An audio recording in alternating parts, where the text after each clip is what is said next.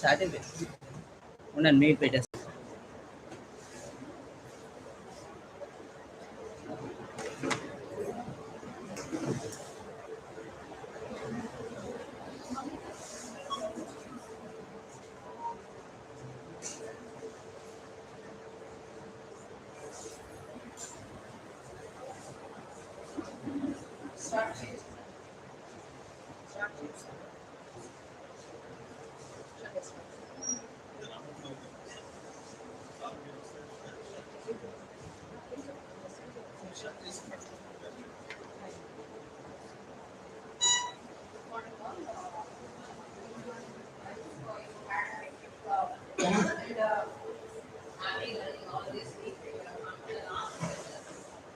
Which may be a hard core of research where everybody wants learning about how research is going on, how we have to research it on.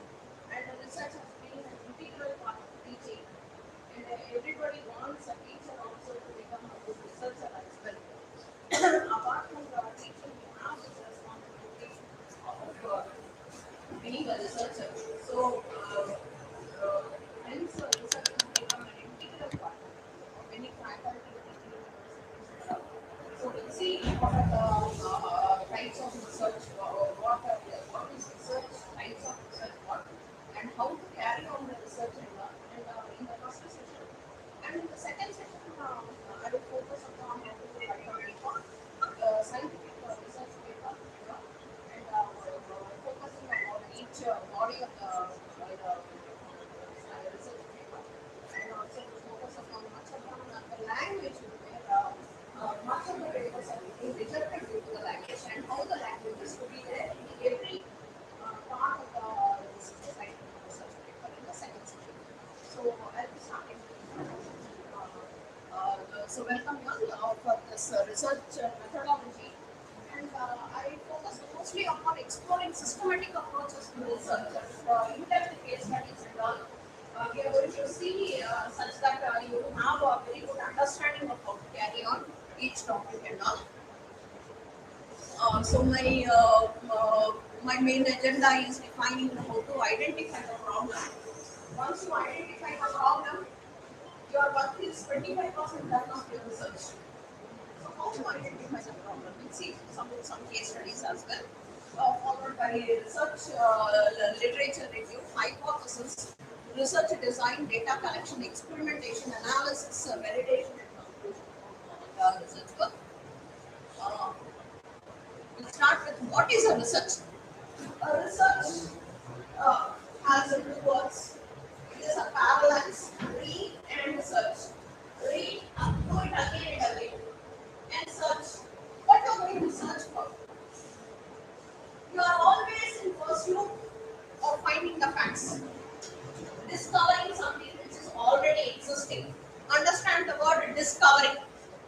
There is a cover. There are facts. On the facts there is a cover. And what is your job as a researcher? Remove the cover. That is called as discovery.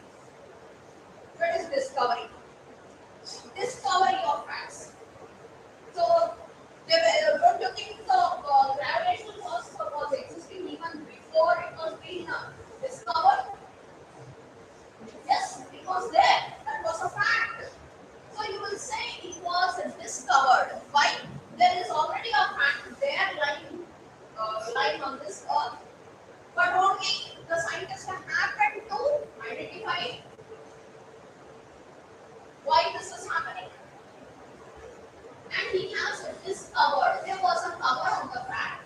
He tried to eliminate that cover and bring that to the limelight that there is a gravitational force which is existing and everybody are minded on this earth to the gravitational force. So what is making us discover things? So how are we able to discover things? How is this discovery? Discover. We say research is discovery. What is that making us discover? Who is the scientist who discovered gravitational? Newton. How did we identify? What he discovered? He said discover? How did he discover? He was sitting below what? Apple tree. And he happens to fall obviously on the ground. Then he started having a inquisitiveness. Why this has to fall down? Why he cannot go up or some other time? That is a discovery comes, research comes from having a inquisitiveness. From having a inquisitiveness to know why this is happening. So here we say that it is a parallax, it is a search always for the knowledge and a systematic investigation of the established truth. This is taken the definition from a standard textbook. I'll give the textbook and the author at the end of the slide. So several definitions have been coming up. So how is this research investigation originating? Is it originating from the inquisitiveness? Why this has to happen? In this way only. Why not the other way? This investigation is the mother of all discoveries. This discovery is in fact leading to knowledge. So research is research. What is research? Searching for knowledge. How is that knowledge we are gaining? We are interested in this. Why is this happening? And why can't we run any vehicle, transport vehicles without don't we have another fuels? Another fuel. So that is leading to inquisitiveness, studying about the investigation of the facts. It is leading to the investigation. So investigation is the mother of all the knowledge discovery. So we'll see another definition also. It is scientific and systematic search for pertinent information, only the information that we are interested in, not all things. Newton was only interested why apple is only falling down. So that pertinent information only is focusing, not all information. We have several information which are surrounding us. Right now, next, and it is a voyage of discovery. It is always discovery. It is travel. One day it is not finished off with one idea, it is not finished. We are carrying or we are traveling with the idea with that inquisitiveness. And it is a thinking process. Another scientist is saying that a research is a thinking process, not one time. Inquisitiveness and all. It is a thinking process. It is a thinking process and a systematic method of studying a problem and finding a solution. And it is an in-depth analysis based on the reflective thinking. It is a thinking, it is a process of thinking. And Redman and Mori has given the definition stating that the search for the knowledge through an objective and a systematic method of finding solution is research. This is the most referred textbook, Redman and Mori textbooks on research. It is a textbook on research methodology only. The most famous textbook where what are the types of researchers and what types of researchers how each type of research and all are very in-depthly mentioned, as well. So what is a research? What are some balances you can have about research? Some words you can have. It is a searching for knowledge. It's always we are in pursuit of knowledge. So how is it starting? From inquisitiveness. We have inquisitiveness about something. Why is it happening? Why is it happening? Why should it happen in this way only? Why not other way? This is leading to finding the facts. So another, it is research is a process of thinking. Acquiring knowledge, after gaining the facts about the pertinent information and all. It is a process of thinking. Next up, it is not a one day. Once you got an idea and you are going to finish it, it is not a one day job. It is a voyage.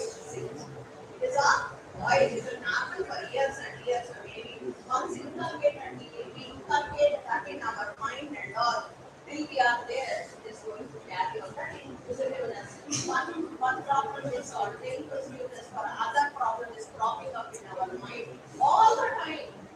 It is a void. It is keep on going, slowly, void. Keep on going, slowly. But we not have much progress in every day. We can, in some days, months, years, we may not have any progress also.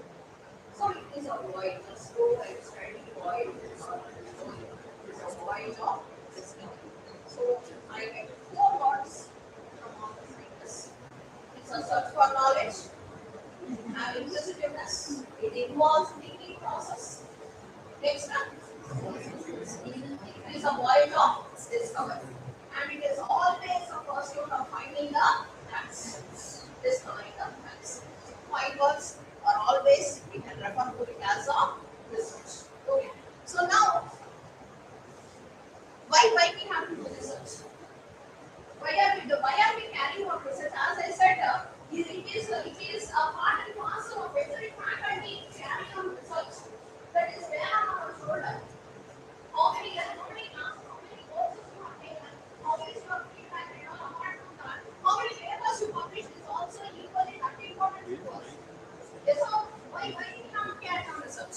Why it is to be carried out? Why only a teacher? Why only a faculty or research is being assigned? Yeah. It is a teacher who is the constant learner. That is right. That is responsibility also on our shoulder only. The one who learns only is in touch with the knowledge. Okay. So discover the answers to the question. Why we have several questions. We have several questions. Why this way only? Daily, every day, I will keep asking, why this way only this be done? See, kids how interested they are. Why this way only you have to do through the applications of scientific procedure. And the main aim is the truth which is hidden. The facts which are covered have to be discovered. There are many facts around us which have to be discovered already there. Now, Cliff Moody is also one of the good research scientists. He is defining the research as redefining of problems, formulating hypotheses, collecting, organizing of data, making deductions, reaching conclusions, testing the conclusions to determine whether they fit the formulating hypothesis of the hypothesis. So, see, in a nutshell, where you have to begin your research and where research on a particular topic again. Once you finish your one area of research, you can carry out the research in the other area. So, one question you have answered it. You have a question, one question you are having it. Once you have answered it, again you are pursued for finding the answer to another question which carries on. So, what is the process in which your question has to get your answer? That is, what is the first thing? Define and redefine your problem. What is your problem?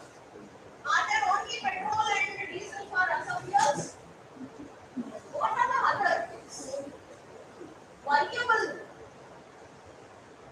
can be carried out. So you keep on searching for the information, searching for facts. So you will start your research will start with a question. Always a question. So you define, redefine all the problems. How are you going to define it? You are going to formulate a hypothesis.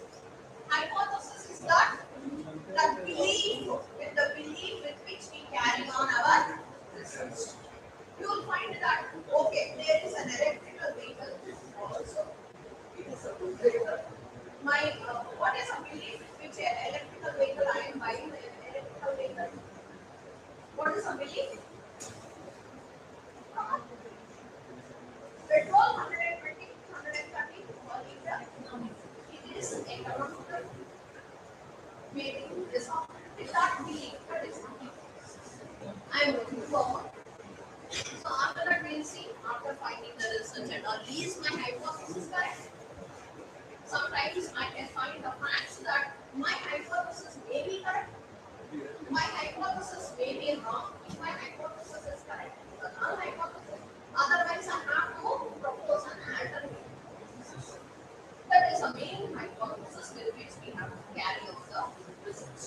First is we have to identify the problem.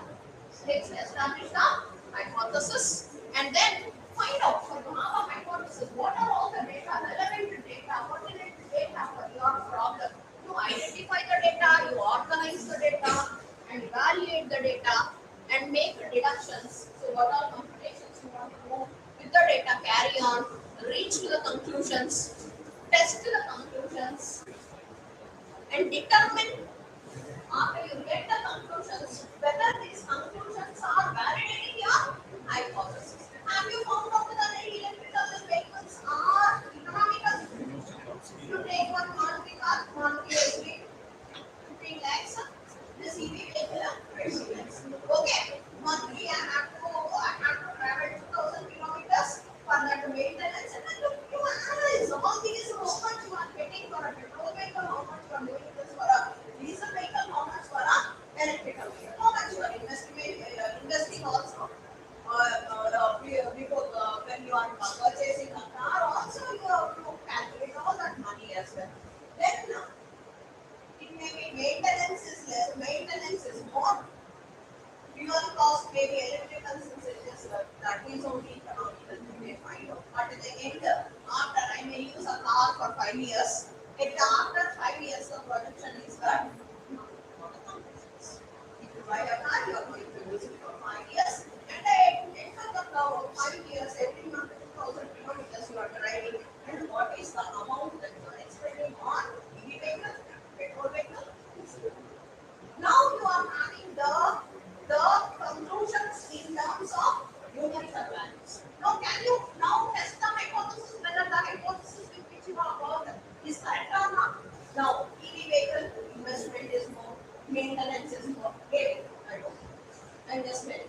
Maintenance costs are more. Maruti 55 maintenance cost is less. Maybe after that you have found out that Maruti petrol vehicle is okay. So the hypothesis which you worked is your it's not pricing, it's not satisfying, it's not validating the. So you have to develop an analysis based on it. You have to suggest an. Okay, so this is about research where Cliff Moody has given the entire definition of research as a systematic procedure of finding the facts, discovering the facts. So now, why do we do research? Why do we do research? Why? Some points. Firstly, everybody we are so overtrained. Our education is never other than this stop our education in tech, B.Tech, EdTech, and after that you want to acquire the highest degree. So zeal for acquiring highest degree. So basically for acquiring the highest degree, everybody are getting enrolled. Yes or no? Or want to really in pursuit of knowledge? Anybody is there like that? You have a problem, you solve that problem systematically to get the answer. You have done a research under a supervisor and all methodologically, systematically.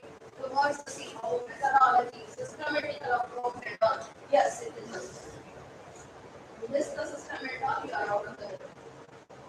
So, have you maybe when the teachers for as associate professor and professor, PhD was not mandatory, then anybody did PhD that they were interested as they were interested to work in.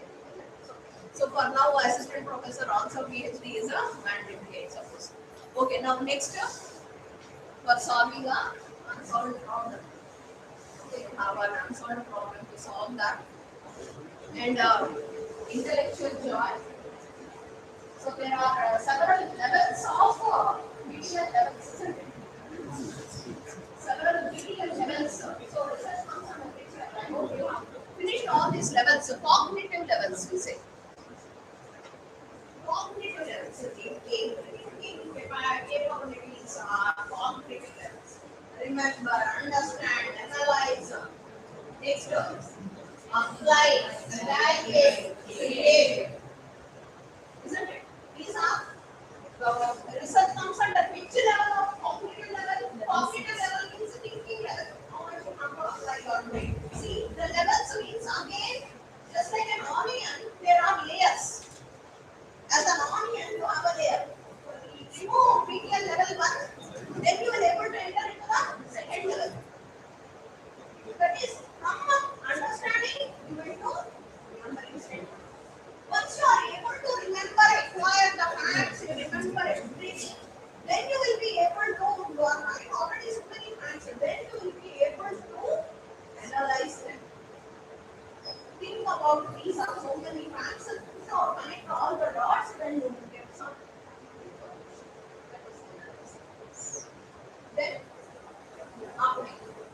Where problem is problem? Where can I do this problem? What are the applications of it? Because this one problem is some problems on the problem. Next, evaluation. What is evaluation? Who can really do evaluation? When is evaluation done? Comparison only. That is, algorithm 1 has executed so much of data in 15 seconds. Already there in the literature. All algorithm 1 is being published in 2022. That is used as a baseline algorithm. You have algorithm 2, algorithm 3 also. Now you have proposed an algorithm.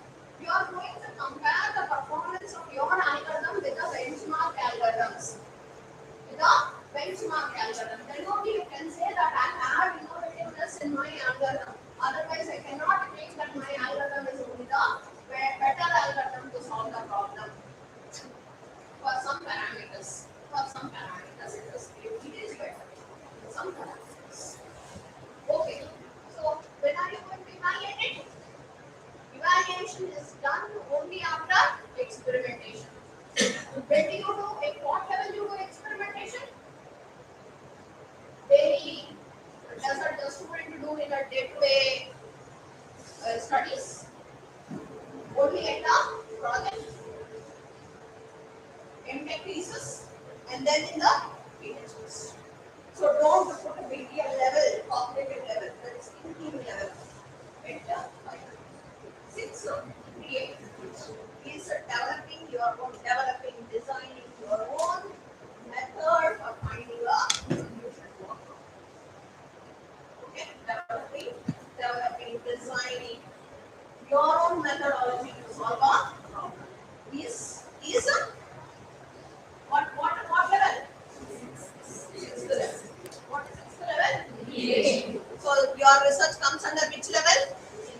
Once you attain that creating level and all, you will have an intellectual joy. Yes or no? Eureka, from where it has come. Yes, that intellectual joy is Eureka. I have done it. Okay, that is an intellectual joy. Okay, definitely. Do a small satisfying work, we are able to contribute to the knowledge. Definitely we feel that we have done it and it is Eureka. That is an intellectual joy. To get that joy, we carry on. Service to the society. Again, feeling it is a respectability to get a respectability as a doctorate, and it as per the directions of the government and all. So these are all we carry on research. So how to start a research? How do you start a research? So where are we starting? From where do we start a research? From where do we start? Suppose you are starting a research. So how you are going to start a research? Where you going to start a research? Where you start? First, you will identify the area of your research. In that area, you will narrow down. There are 25 areas there, but I am interested in this. You research on a narrow topic. In that, you narrow down your topic and search for the credible sources, online library, credible sources of research. Carry on extensive literature survey on that topic. Why you have to carry on extensive literature survey? Sometimes when you start reading the literature and all, you will feel whether you can really carry on that work in that area or not. You will feel once you have entered only you know the depth. Yes or no? Sometimes you feel this is not viable. We may not get a solution in some areas also. So that is why a deep literature review has to be carried out. And it is a thumb rule that you have to study at least 100 IEEE or ASEAN papers. IEEE means no conferences and all. IEEE transactions. At least how many? 100. That is a thumb rule in your literature, in your RRM. There is one parameter. How many papers have you studied for that 20 marks? For that how many marks in your RRM? JDO RRM, it is 20 marks there in your JDO RRM. At least 100 papers. From the 100 papers, your area, your topic, and then your area, some papers you will select. Narrow down from 100 to 1. From 100 to 40. From 40, you have to get down to, still narrow down, get it to 12. Get it to 12 best papers. Keep them as the baseline papers. So what is the first step to carry on? From 12, take one latest paper. Take one latest published paper. Implement that paper. What you have to do? Implement it. Implement it. Now you will know what are all the difficulties. Already when you are implementing, you will get some difficulties. You will have started having new principles. Why it is to be done like this? I could do like this also. That is where will be your next step. Am I clear with you? So it is an extensively have to carry on the research. The literature. Once you extensively carry on, then only your work will become a very reviewed work and very contributions will get out. And you will come up with a topic where you have done, identify the literature gap, and then you come up with a topic. So now, what is engineering research? So there are different types of researchers like engineering research, arts, sciences. There are different methodologies in which you can carry out research. So I will just focus upon 1-2 points on what is engineering research. So engineering research, again, see, it is a systematic investigation. Investigation means experimentation, which is done systematically. That is systematically means data collection. What are the points there? Data collection, evaluation, collection of the data, organizing the data. Data collection, data organizing, and data evaluation. These are the 3 steps for carrying out the investigation systematically. So that is what is systematic investigation of engineering problems. What are all the problems an engineer can solve? What are all the problems an engineer can solve? So you have a systematic investigation to develop new technologies, materials, or process. Now next important, go take a break and come back because I should be active in the class. So. Okay. Importance. Why we have to carry on? Let's see. Engineering research always bridges theory to the real world problems. Always engineering research is a bridge to theory to the real world applications and also helps us to find the solution to complex technical problems. And this some computer science problems I understood. So I don't know, I can't dare to do some problems in other areas because I may be correct, I may not be correct. Developing of what are the problems or the definitions of research in computer science. So how can I carry out? I can develop new algorithms. What I can do? I can develop new algorithms. I can develop computation methods, hardware systems, technologies to solve the several complicated problems. And some research areas, cyber security, machine learning, algorithms, data structures, DevOps, etc. So doing those, I can revolutionize industries like mostly our research is for the medical healthcare. It's majorly the research in computer science is applicable for the healthcare technology, developing technology, new technologies and all. And then automotive, finance, telecommunications, these are the major areas of computer science where the technology is used. And building innovative applications from models to secure systems. So, what are the objectives? What we have to gain? We need to develop with the research. What you can do? What can be your research? Sometimes we just do a literature review, and literature review is also submitted as a thesis sometimes. Yes, previously they used to accept the literature review as a thesis as well. Now, what is the main objective? When you can say that I have done my research well systematically, I developed a new systems, technologies, and methods. I have made some improvements in the efficiency in terms of some parameters. I need not focus upon all the parameters. Some parameters like efficiency. Suppose vehicles are there, transport vehicles are there. If I am able to increase the mileage, that is acceptable. Reduce the cost providing more features, that is acceptable. Only one parameter they can do, they can bring the change, they can reduce it in one car model and all.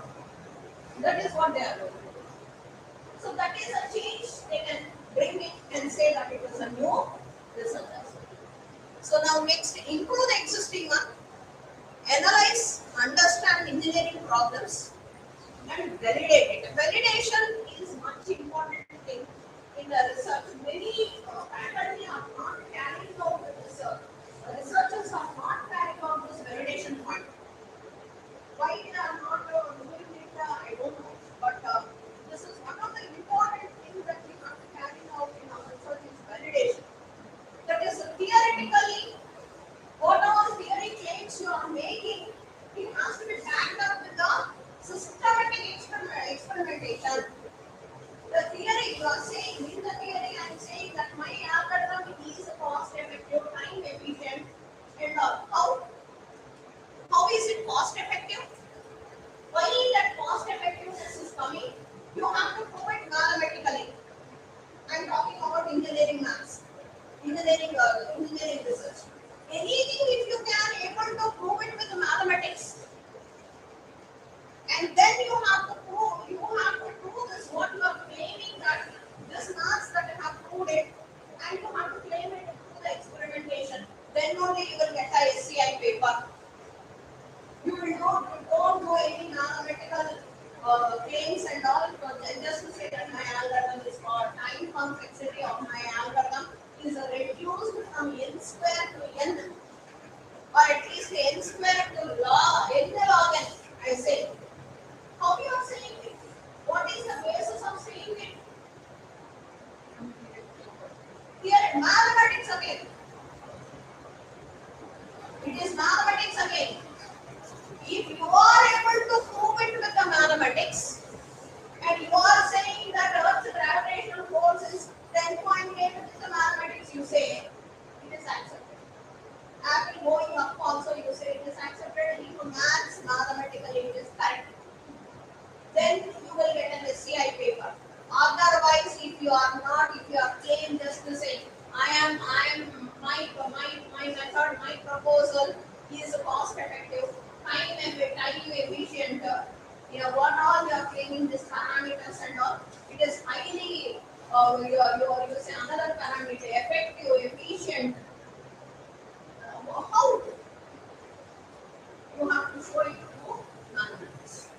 And then this mathematical proof, you have to again back up with the show it in the experimentation. Then only your paper will be eligible for scientific SCI paper. Otherwise, it is not. In the second section, I concentrate about the Q1, Q2,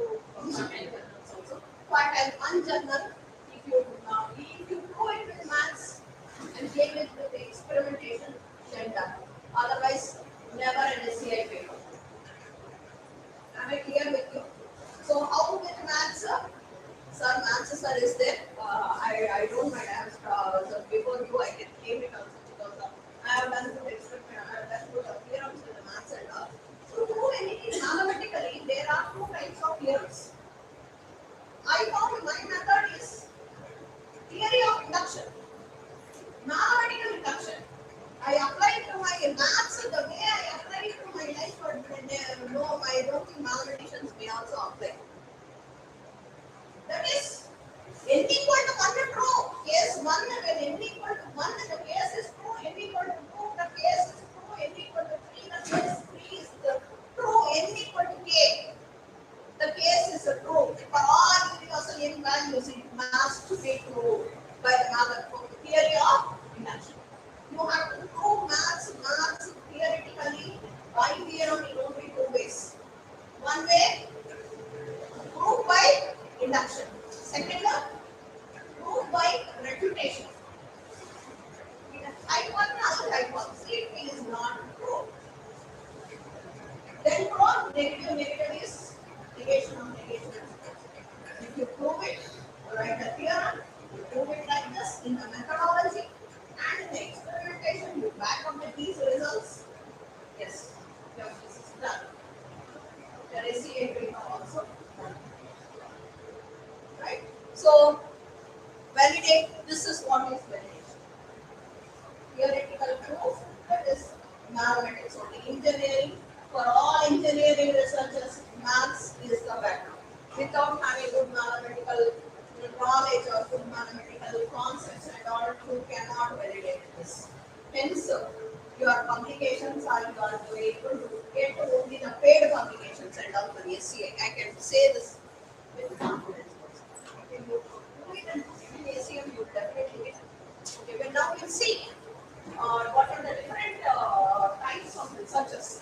Everybody will do all studies. You take biological, medical, arts, science, English, language, engineering, art, psychology. Every study where there is a research will fall under basically four types of research.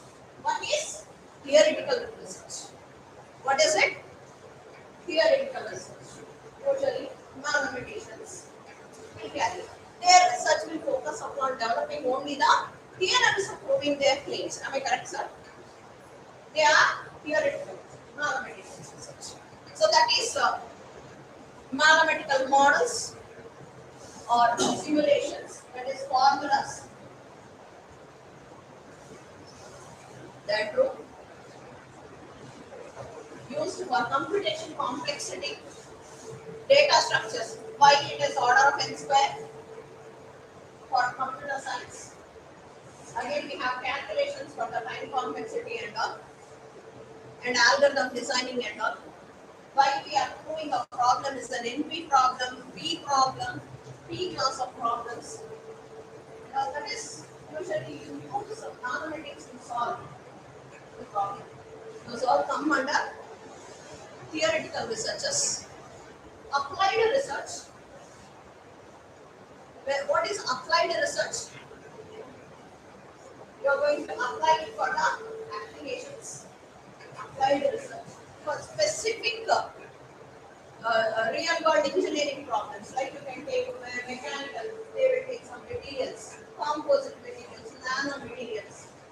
Like you have vehicles, some hydraulic machines. So for the particular applications, solving the real world, they will mechanical, electrical, non-computer science will have we apply, but that also all to simulations. Whereas your problem, your title will have that application for that problem only our my research is there.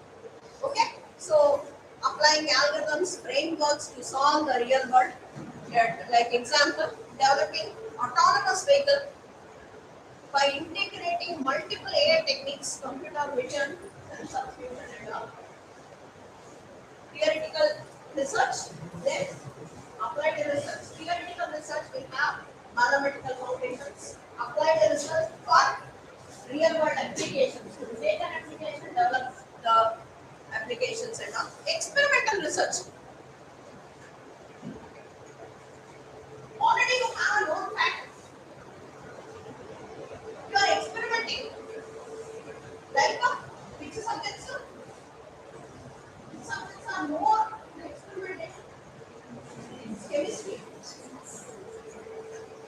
mechanical of experimentation is more. So conducting experiments to evaluate new technologies, algorithms. That is already you are having a fact that you are only proving that this fact is applicable to these areas also. Nothing more algorithms you are going to do. But you are only conducting some experiments and saying that till now this problem this theory is for this problem only. Now this problem is we are going to apply for this problems also. Now simulation based research. What do you mean by simulation based research? I cannot conduct a no experimentation. First, I cannot get the real world data. Real world data I am not able to get.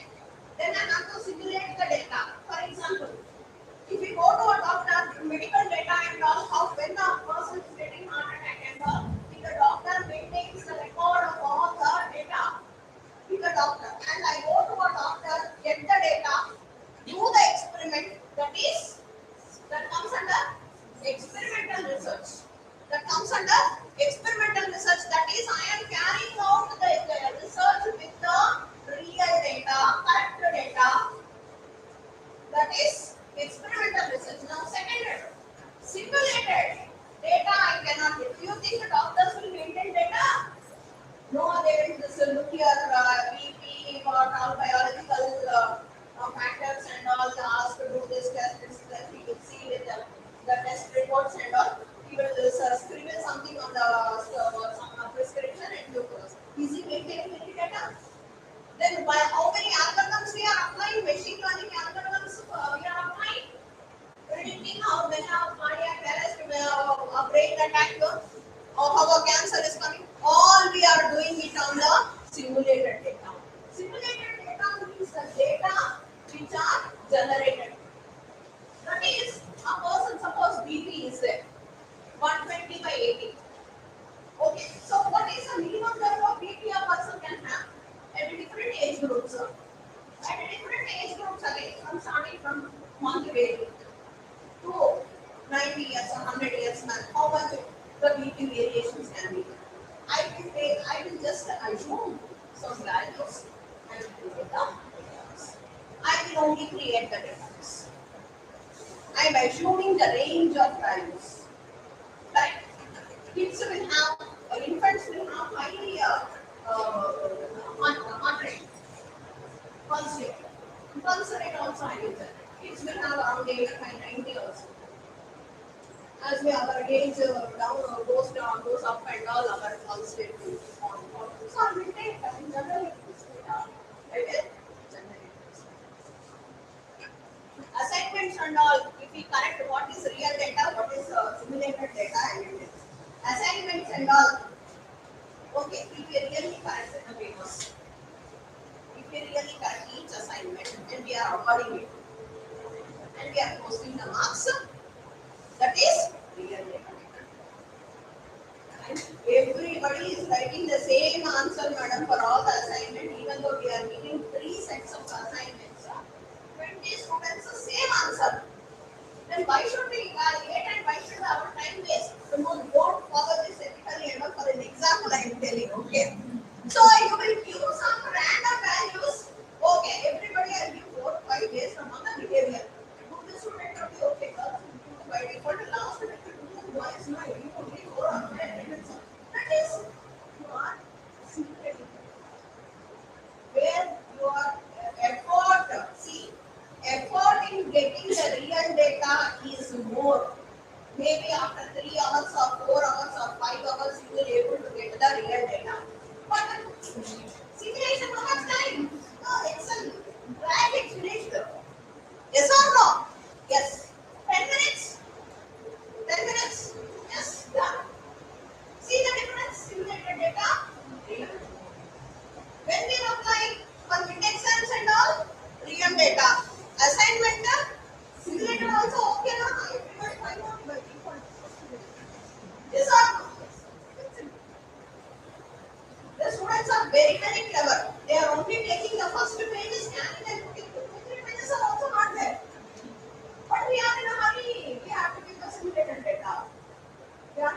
structure, what is unique?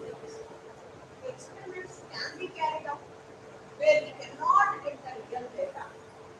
Real data is not possible in such cases. You have simulation-based research. You have simulation-based research. So, using simulations, you can predict the performance, real-world experiments and all can be carried out. Like bank attacks, medical, finance, medical. We don't have any real-world data. Vehicles and all. Okay, every day they will say Maruti, what is the latest car and all. It is giving mileage of 23 kilometers per hour. How are they deciding? How are they deciding and how are they creating that this vehicle Maruti, this model is giving 28 or 24 kilometers? When I bought it, when I am running the car, it is giving only 21, 22. They claim it as 23, 24 and all. Yes or no? They will run under 40 kilometers per hour highway and all. Then it will give under certain circumstances. That is an average. They will take photo rights and then do the average. And not. So that is simulated data, real data. Real data is the one which we are using. They will be using. That is real data. So 4 types of researchers are there. What are they?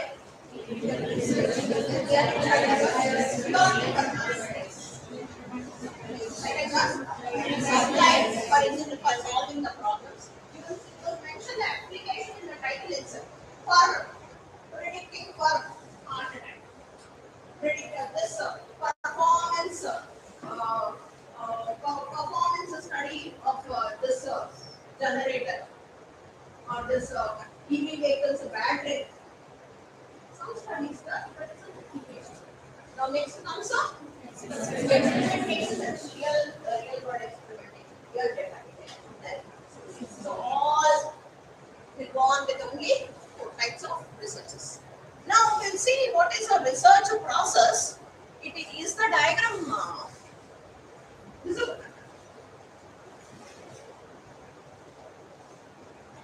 Research is a 8-step process. First one is identifying the problem. What is the first one? Identify the problem. What is the problem? I said from there only our inquisitiveness. From the point where we have to start. Identify the problem. Review the literature. Study the relevant literature about the problem. Okay. Now next, set the research questions and hypothesis. What are the research questions? Will I be able to do this? Some questions, EV vehicle. Some EV vehicles are failing. What is the major reason? Some questions. And what is the hypothesis? EV vehicles are cost economical vehicles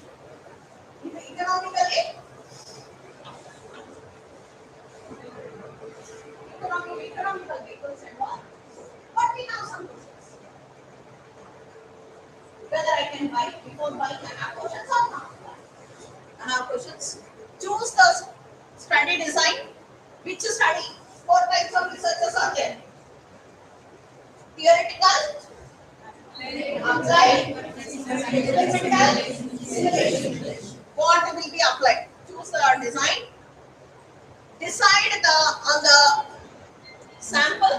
What sample you are going to conduct? Data collection. What data you have to collect, and then processing and analyze the data, and then write the report. So we'll see this in a step by step. Very quickly, I'll go through the steps as well. First, it starts with the problem identification. Specific problem where you have to identify from the researcher gap. Where is the gap in the research? Example, Reducing energy consumption in cloud data centers. There is reduce the energy consumption. Like we are having here Google this is going to come here. Data centers. How to reduce the energy consumption? One of the major issues. Energies. In the cloud data center, while maintaining its performance. Both are contradictory factors. When the performance increases, energy also should increase. But we are saying energy should reduce while maintaining the performance. See the both the 2 points and all. That is my problem. I have to solve. If I am able to reduce one parameter, reduce the energy consumed, then my research is done. So for that, I have to study the literature, state of art literature. We are going to call it as all the time, and energy efficient algorithms. I have to study, and then formulate the hypothesis. So hypothesis that new algorithm, that is the new algorithm that I am developing, a proposed algorithm. I am adapting some methodology. This is reducing the energy by 15%. And say EV vehicle reduces the cost by 15%. Okay, I am working with this hypothesis. And then design and implement it. Implement the algorithm, experimentations, do the experimentation and all. And then collecting, you do the experimentation, collect the data, gather the data, organize it and measure the results. And then analyze the study with the basic baseline algorithms and all. And then validate. How are you going to validate it? Validate it with the theoretical claims. Other algorithms they are giving this much performance. Why my algorithm is reducing it to 15%? I have to evaluate it, validate it, and then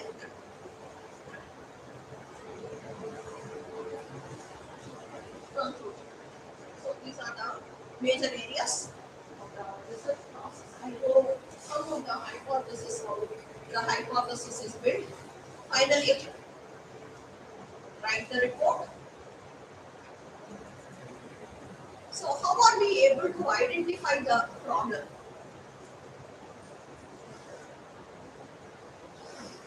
This problem identification is a major challenge.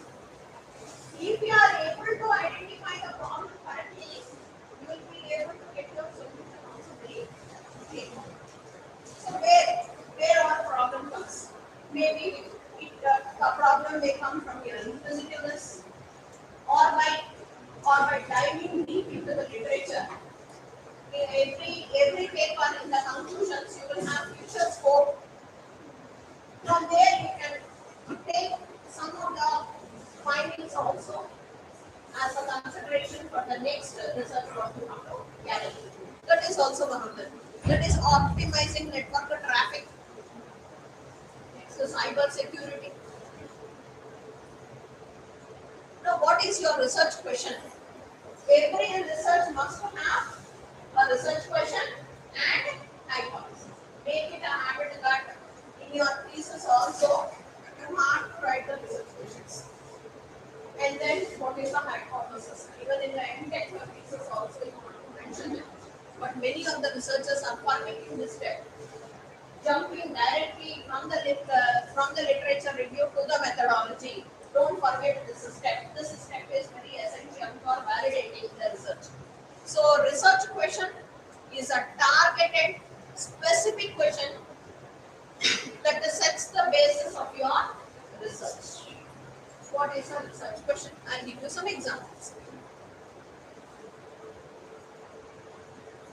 So this is a general example I have taken.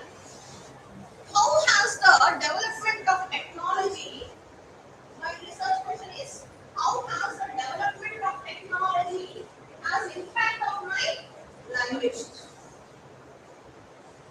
Impact of my language. So this is what I have to find out. How much percentage have detected and technology is using. What technology? Means that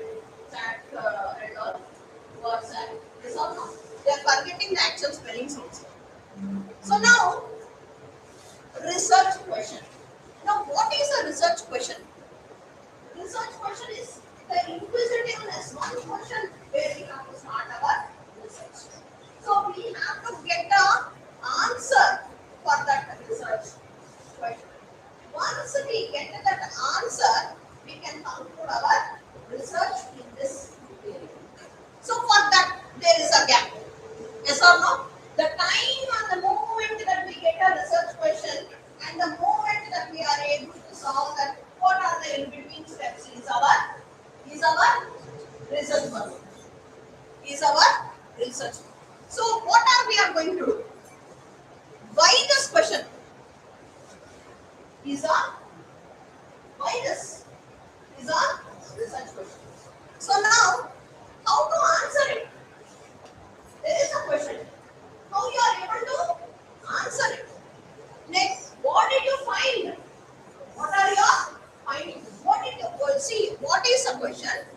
What is your research question? Why this question? Why you have to answer this? Why is it relevant today? Why is it important to solve this problem?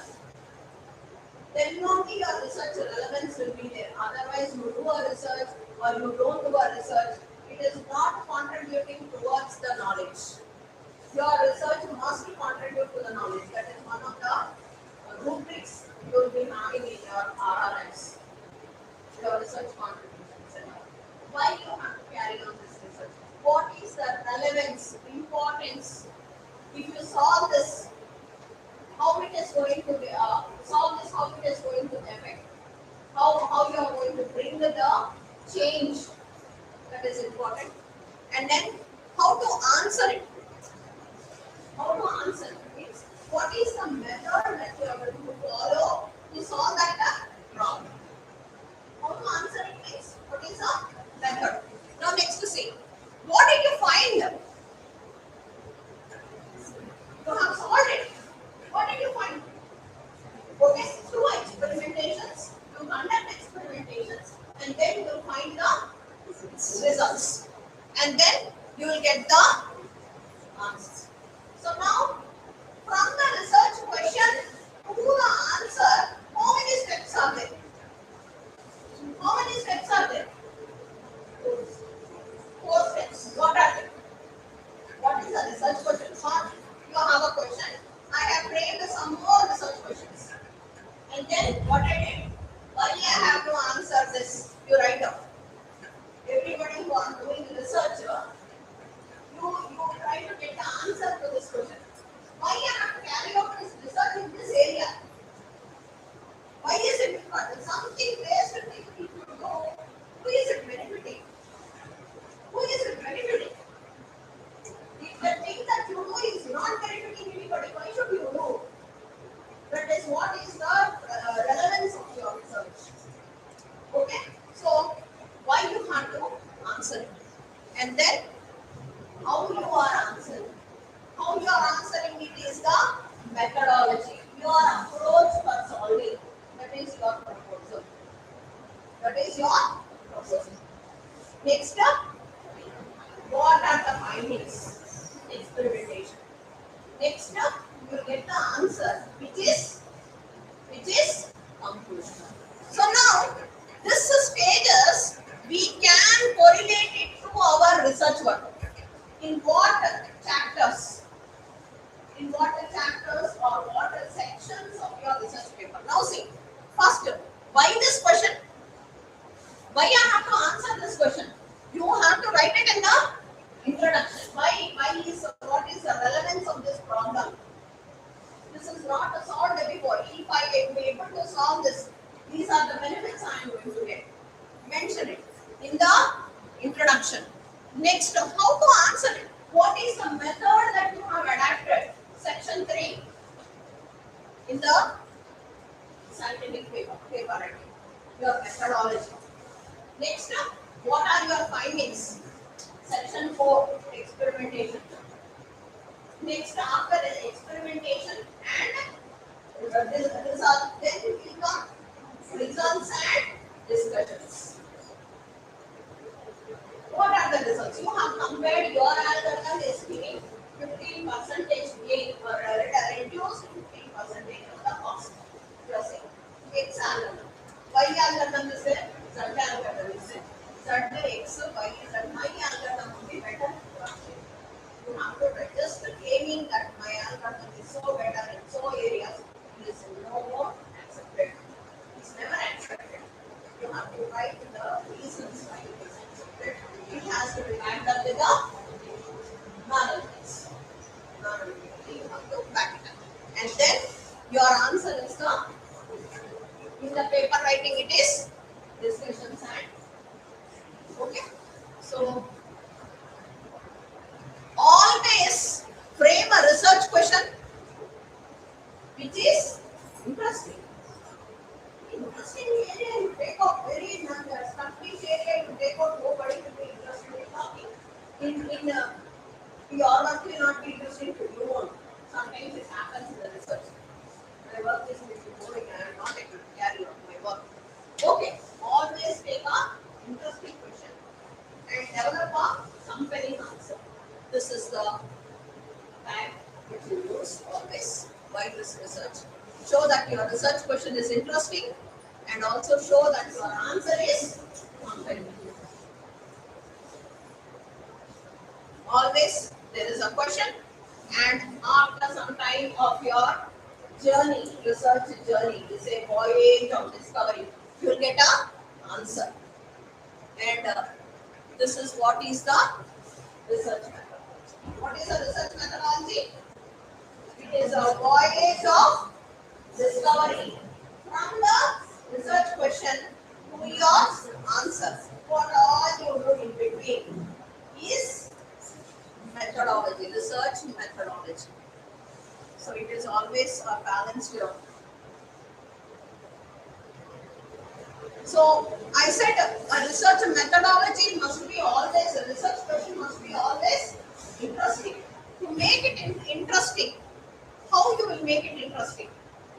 It should be helpful to solve a societal problem, burning problem. Take a burning problem. It should be novel, new idea, and it should have a time, relevant time. This time only. 5 years back, that is what all now the technology we are not at all using. Right? Okay. Always a research question must be. It is not to have a societal value. Society has to be useful. Second one, it should have a novelty. That is, what is the innovativeness in your proposal? One of the important parameters they look for. Third one, time. How to formulate it? Pick a research topic you like gender equality, depression, leadership. Some area you take it. And now you narrow down. That is causes of gender equality. First you take gender equality is a subject. In that, what are the causes of gender equality? If you take another topic, depression, influence of therapy X on depression. Next, if you select a leadership, influence of leadership on business. And then, step 3, as you read the literature, try to formulate the research question. That is important, timely, and novel. Now, see some importance. Gender equality is associated with low violence against women, general safety. Why we have to solve it? This is all implications it is going to bring. And economic prosperity, we say women more economically empowered women is economical prosperity. Literature review is saying that research on distinguished X1, X2, X3 are the potential causes of gender inequality, and indicates that X4 is also one of the major causes for some causes you have identified. And then research question is, does X4 cause gender inequality? So that is how you are going to literature. From the literature review, you have to get the research question. I'll go with the depression. Depression on severely impair people's well-being and ability to function. So yes, depression will kill the ability of a person to well-being. So literature review is saying that depression is not caused the way originally it is assumed. There is no valid treatment that fits on current understanding of the depression. There is no treatment. This is a valid treatment. This is also for a fever due to no patient. No. Person to person it is different. Okay? What are the causes and why a person is different? So now I can say, can treatment X reduce depression? What treatment is working on majority of the. So that is some research question. I'll skip the third case. Okay. Now next literature review. So for the majorly how the methodology is being carried out, understand how the methodology is carried out, what are the parameters they are evaluating the performance of their study, and then identify the gaps from the literature. And always some tools of literature review, Google Scholar, ResearchGate, IEEE transactions, and usually 5 to 6 research gaps exist. Evidence gap. Evidence means experimentation. That is, they have not carried out the real world experimentations are not carried out.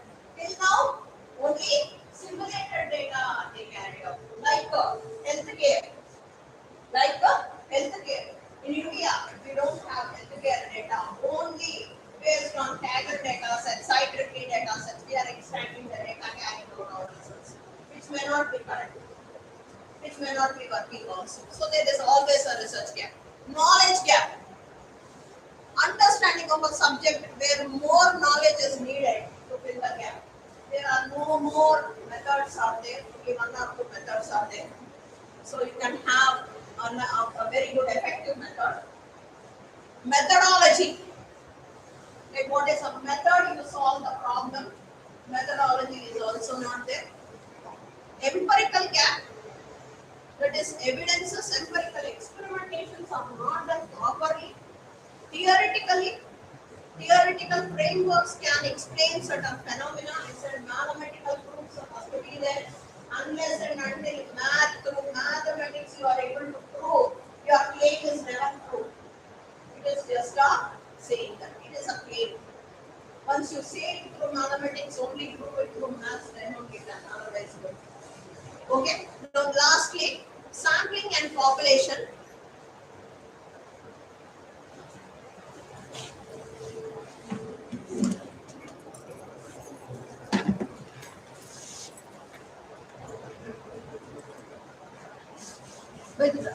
పెట్టే ఉంది.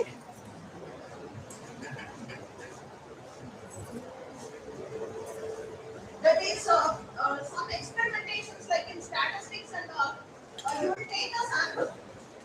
Sampling error also you will get. That is only a sample of people.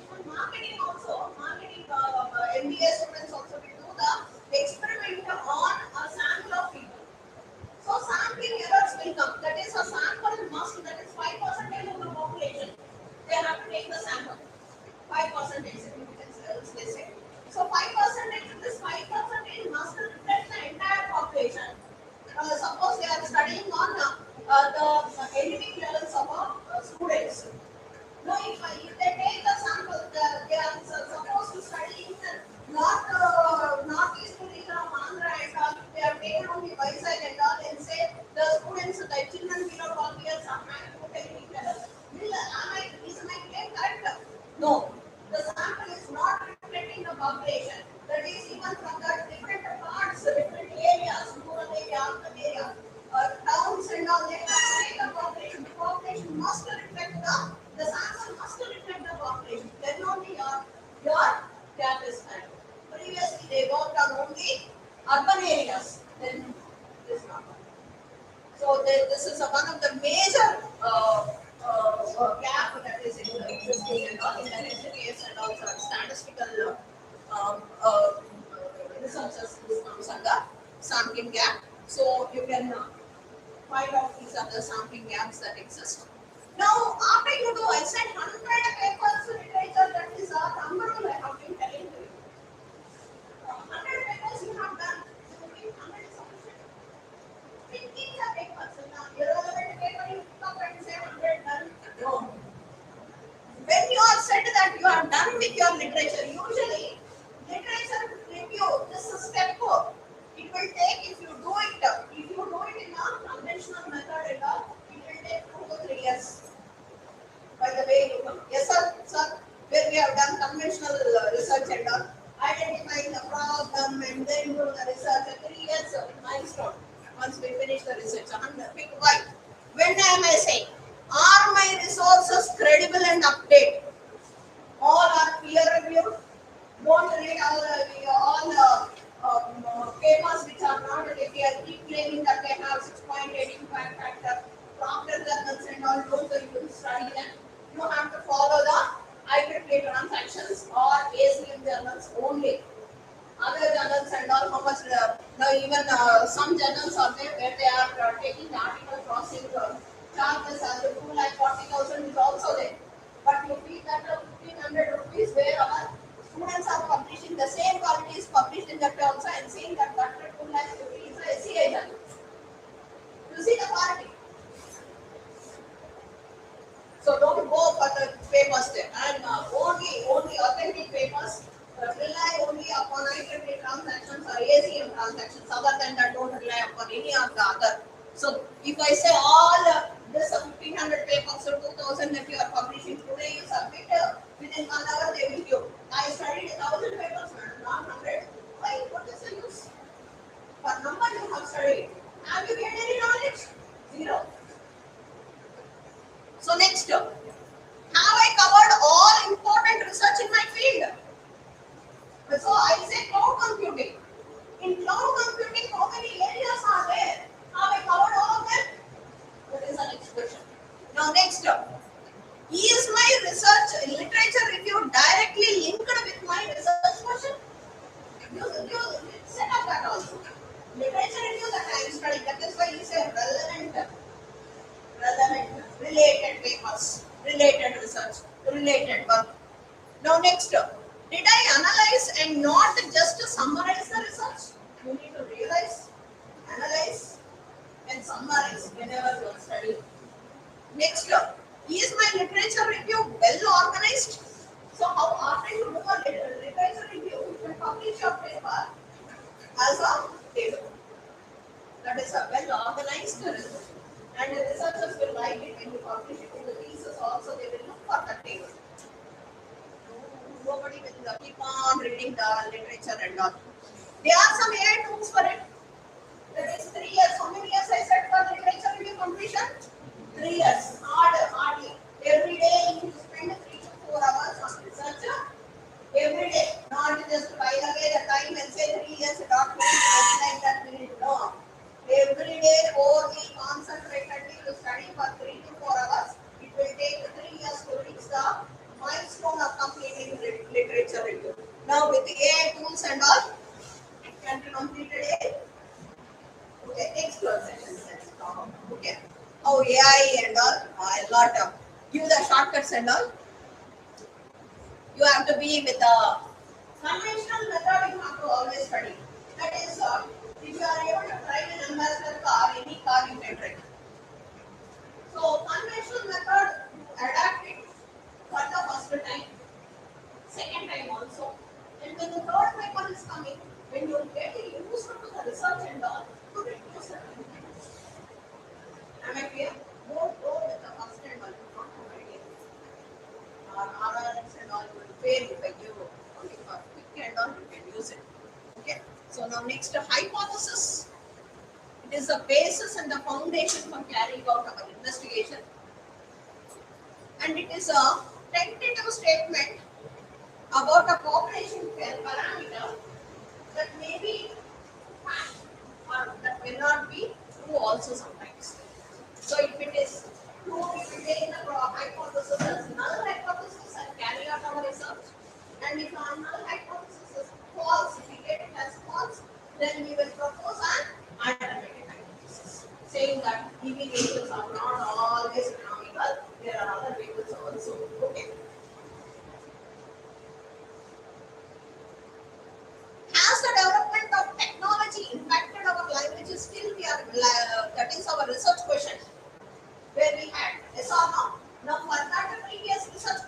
is my hypothesis? I am saying that younger people are more likely to use acronyms when communicating using social media rather than older people. It is affecting the younger people. Younger people are very catchy.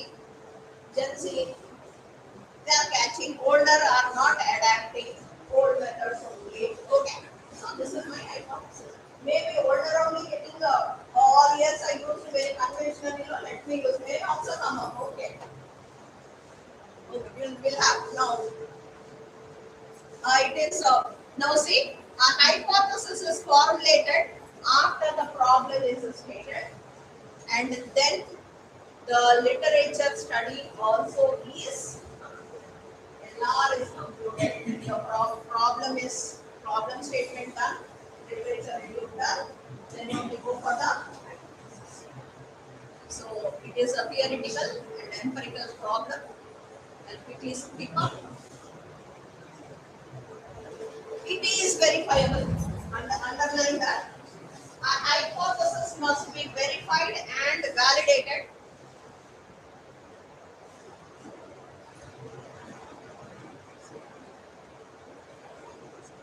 What is a type?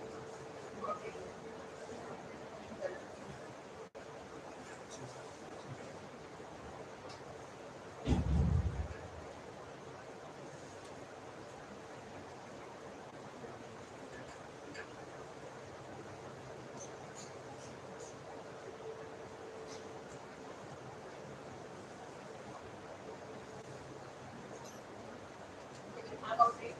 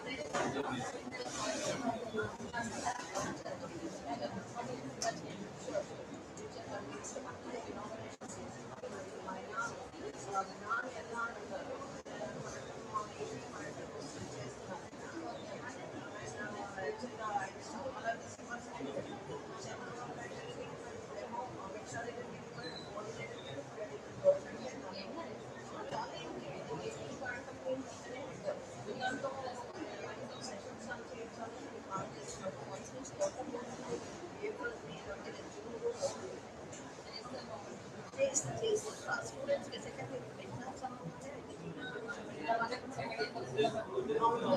exams year batch form madam. Second year के रांगाने वालों 1 week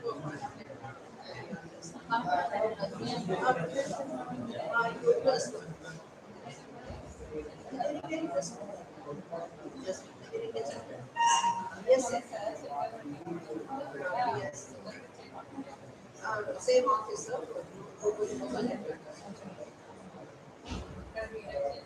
అక్కడే BTech అది word లో third rank IIT Bombay word లో 188th rank what చేసి ఇక్కడ entrance రాస్తున్నాను entrance వాళ్ళు చేస్తున్నారు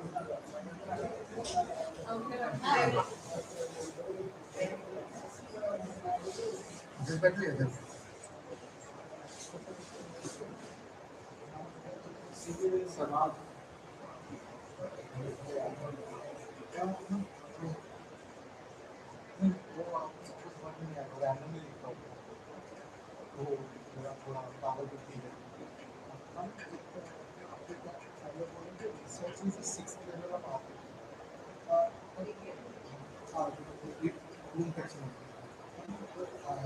क्रिएशन इज अ प्रोसेस तो उसके लिए तो सारे फिफ्थ लेवल सब मेरे को यूज करके मैं क्रिएट कर तो can you say that creation is actually the bigger part of the all of the fifth levels also to research to पूरा सारे लेवल पे आ जाए when you are at the 2 level 2, it becomes a level 1 and level 2.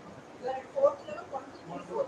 You should have one series so hierarchy so should we compare research to 6th level or we can say that research is 6th level for technically 6th level 5 and 6 or evaluation and evaluation and creation evaluation experiment engineering industrial research is experiments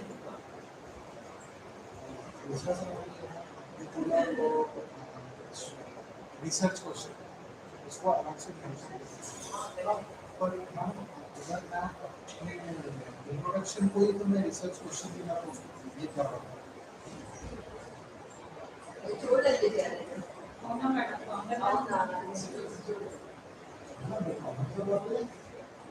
मेरे को तो technique का चाल लगा तो नहीं है वैसे में जो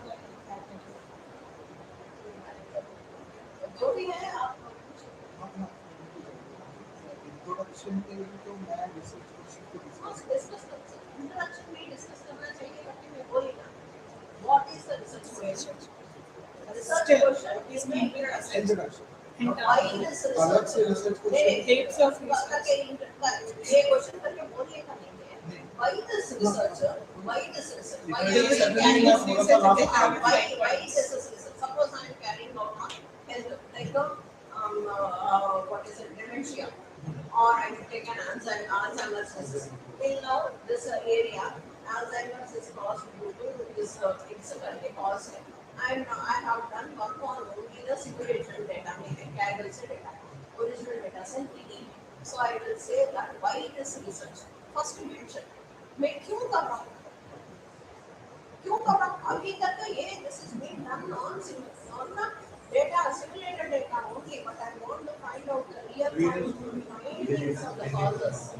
हाँ? कोई प्रॉब्लम मेडिकल लाइन पे रियल डेटा नहीं इसीलिए मेडिकल डेटा में है और you can find security में नहीं है financial में नहीं है फिर कौन करेगा कोई नहीं दे रहा है these three areas मेरे कुछ बहुत सारे दोस्त हैं जो एम्स कल्याणी में हैं कुछ एम्स दिल्ली में हैं उनसे मैं मांग रहा हूँ देते नहीं नहीं देते कोई भी नहीं वो बोलते हैं इट्स वेरी कॉन्फिडेंशियल नहीं दे सकते नहीं देते वो भी नहीं ला सकते they are also senior are they maintaining the data no तो कुछ स्क्रिप्टिंग करता हूँ डेटा लेके स्क्रिप्टिंग करके हमको दे दे they are not maintaining any data US में ऐसा नहीं है बाकी सारे बाकी एडवांस स्टेज पे उनके सारे डेटा मेडिकल रिकॉर्ड्स रहते हैं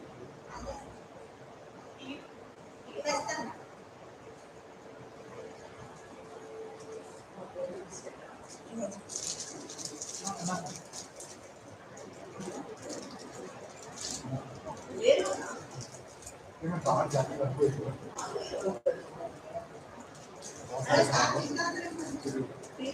हाँ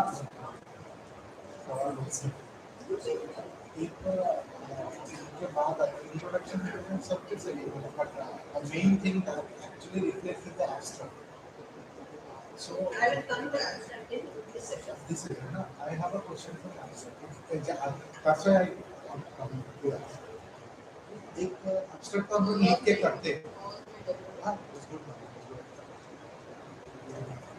एब्स्ट्रैक्ट एक तो हम लोग लिख के अयो I'm not going to that एक तो हम लिख के एब्स्ट्रैक्ट करते हैं I didn't prepare anything आप घर पे जाने के बाद prepare करिए पूरा ये is good this is good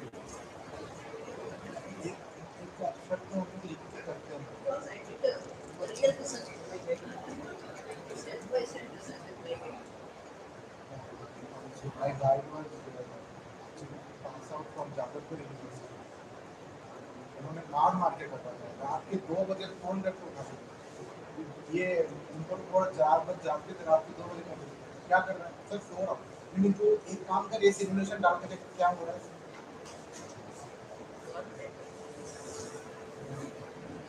abstract का बात कर रहा हूँ एब्स्ट्रैक्ट तो हम लोग लिख के करते हैं ये तो क्या ग्राफिकल एब्स्ट्रैक्ट आप ग्राफिकल एब्स्ट्रैक्ट का कोई एग्जांपल दे सकते हो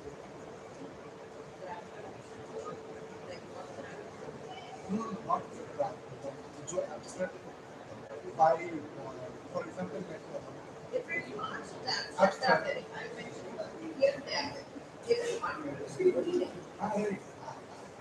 Time is only the constraint. Time is only the concept. And one more thing is that you said some gaps.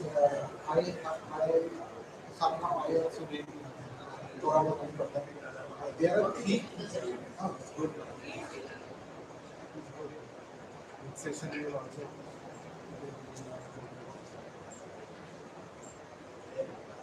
ये एक रात से आप प्रिपेयर कर सकते हो तो आपको टाइम मिल जाए तो आप क्या कर सकते हो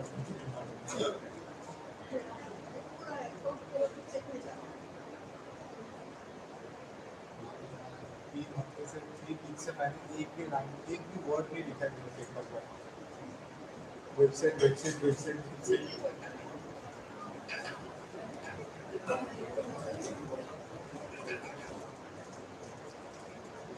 तीन बार एक होते इंटरडिसिप्लिनरी गैप्स इम्प्लीमेंटेशन गैप शायद से आपने बोला Evidence here. इंटरडिसिप्लिनरी गैप और empirical gap how are they different And by interdisciplinary other disciplines, robotic system. so if You I can suppose medical data. Medical data. You can collect the real world data. But like wearable device. That is hardware. Again, using intervention. EC IoT और VLSI से match करके भी हम लोग different Your problem is not your this your necessity is real data. मतलब उनका help लेके फिर डेटा कलेक्ट करते हैं उसके बाद डेटा एनालाइजेशन डेटा ऑप्टिमाइजेशन उनके साथ निकले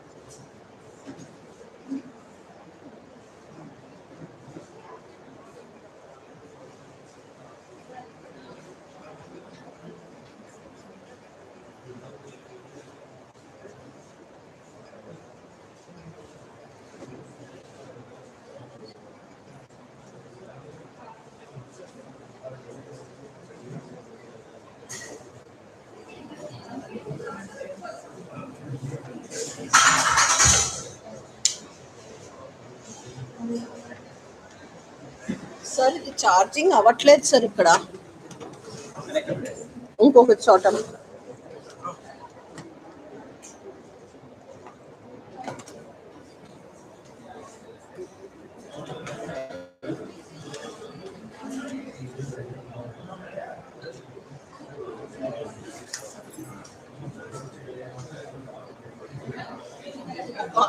అవుతుంది అక్కడ అవ్వలేదు ఇంకా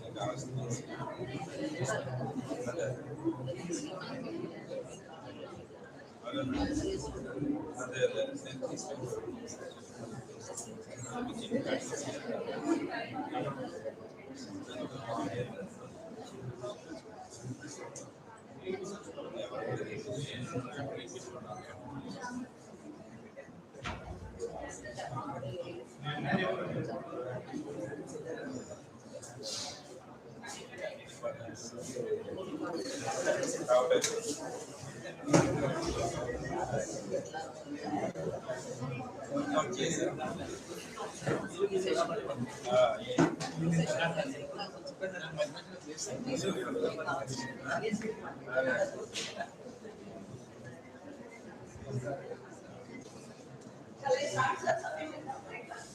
Okay, I'll have some case studies. As I said, I'll be focusing on case studies. And after I quickly complete this case studies, and I'll go to the second part of our session, that is how to write an effective research paper. And so I have touched all the areas of engineering. I do not touch any arts groups at all. I focused on the case studies of some engineering groups only. Mechanical engineering, I'm taking some case study. 3D printing of aerospace parts. 3D printing. So, what is a title? What can be the title of my research? Additive manufacturing of lightweight aircraft components. Manufacturing of aircraft components. And the objective is to explore 3D printing techniques for producing strong, lightweight materials for aircraft components. Here, the weight of the components must be lightweight, highly at high temperatures. It has to be durable at all. So, the research methodology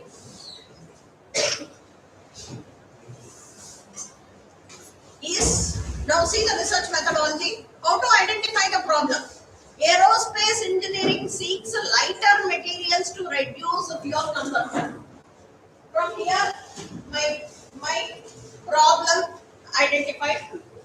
Experimentation research design. 3D printing was used to manufacture titanium-based components previously, but now the components have to be changed. Data collection. Stress strain measurements were taken through tensile testing and fatigue analysis. Yes or no? The strength of the materials have to be tested, otherwise I cannot use it for aircraft and all. And then data collection is finished. Analysis. Finite element analysis was applied to predict component behavior under flight conditions.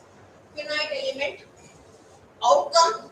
Successful development of a titanium alloy component that is 30% lighter than the traditional one. This is my research outcome. And experimental data supported by showed improved strength only simulation. I cannot get the original data. Okay, so this is one mechanical.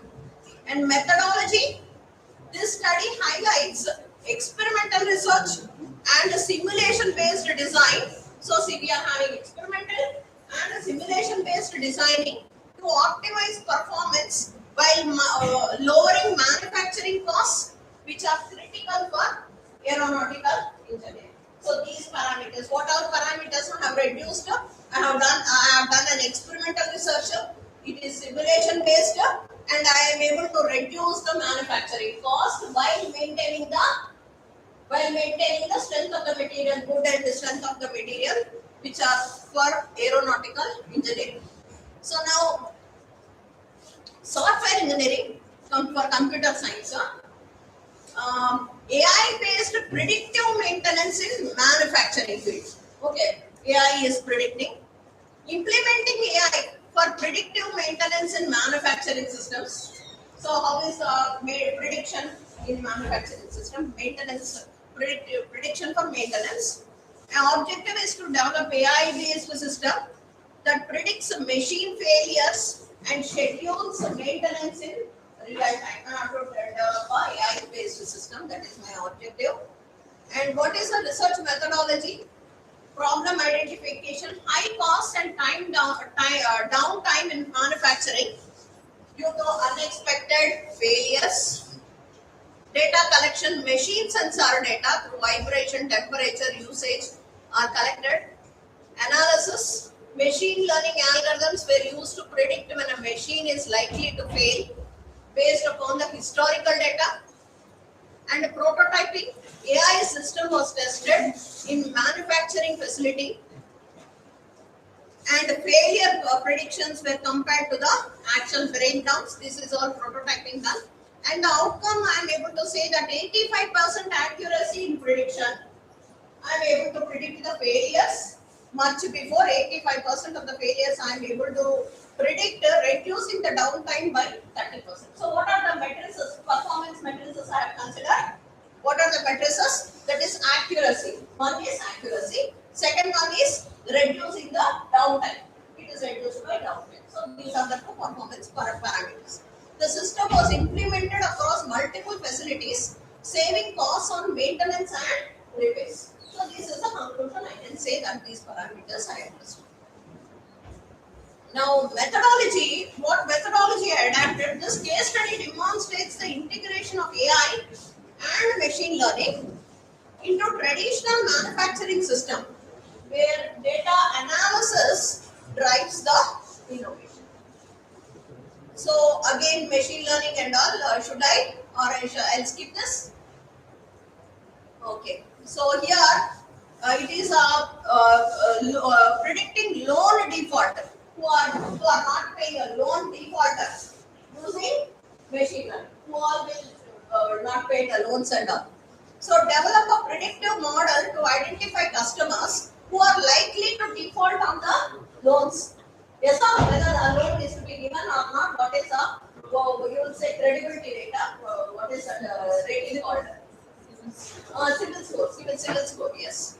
So my research methodology is problem identification. Loan default leads to significant financial losses for bank. And then data collection through historical customer data, that is the credit score as you are saying, historical data including demographics, credit score, income and loan history.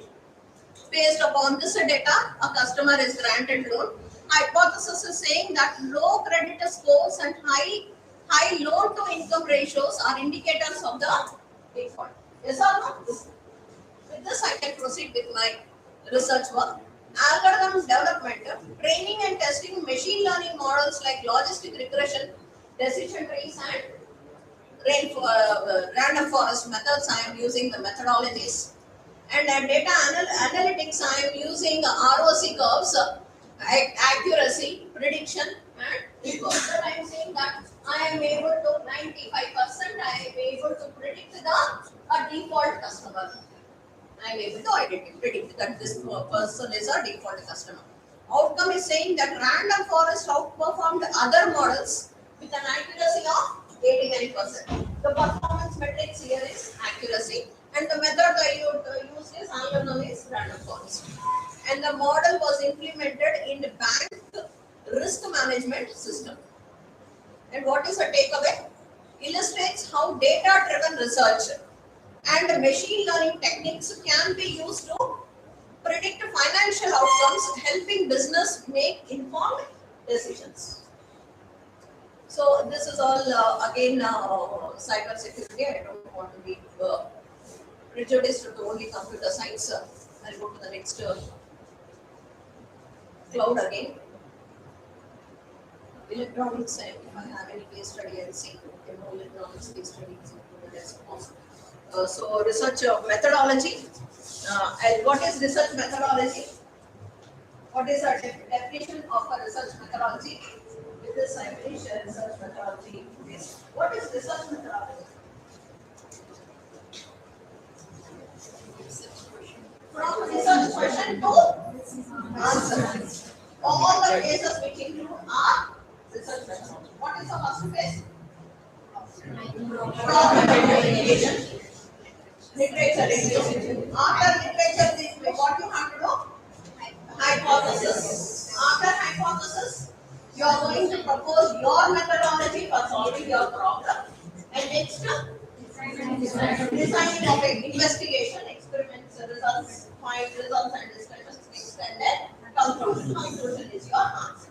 From the research question to the answer, all the method in between, which is driving you from the question to the answer. It is in fact a voyage of systems. A slow process, maybe 8 years, 9 years, 10 years. A whole voyage is the research. Okay. So now I'll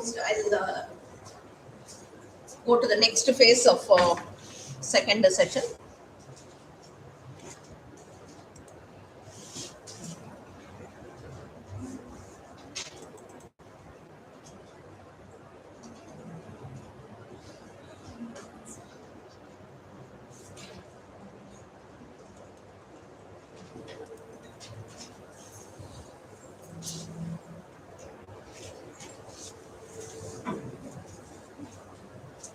We have seen what is a research methodology. First, for any research, you have to carry on with a research question.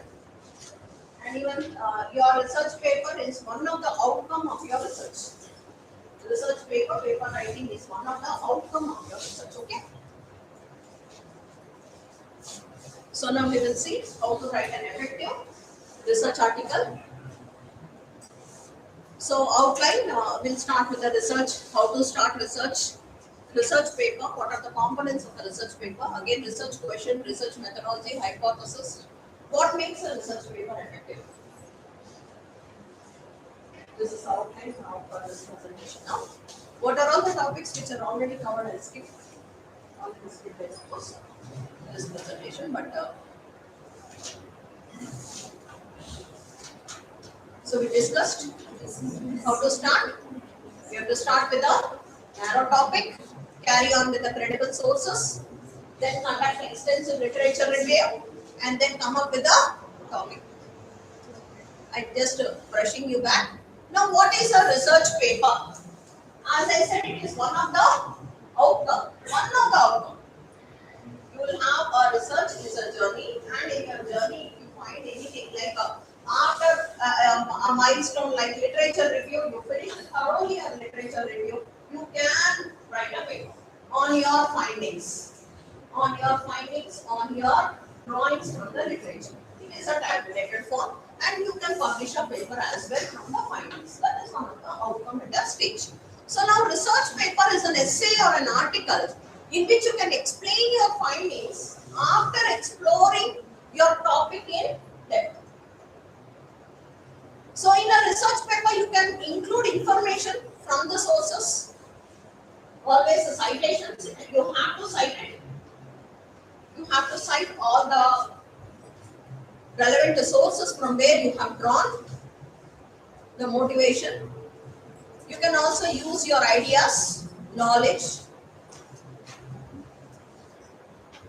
And now what makes your research paper effective?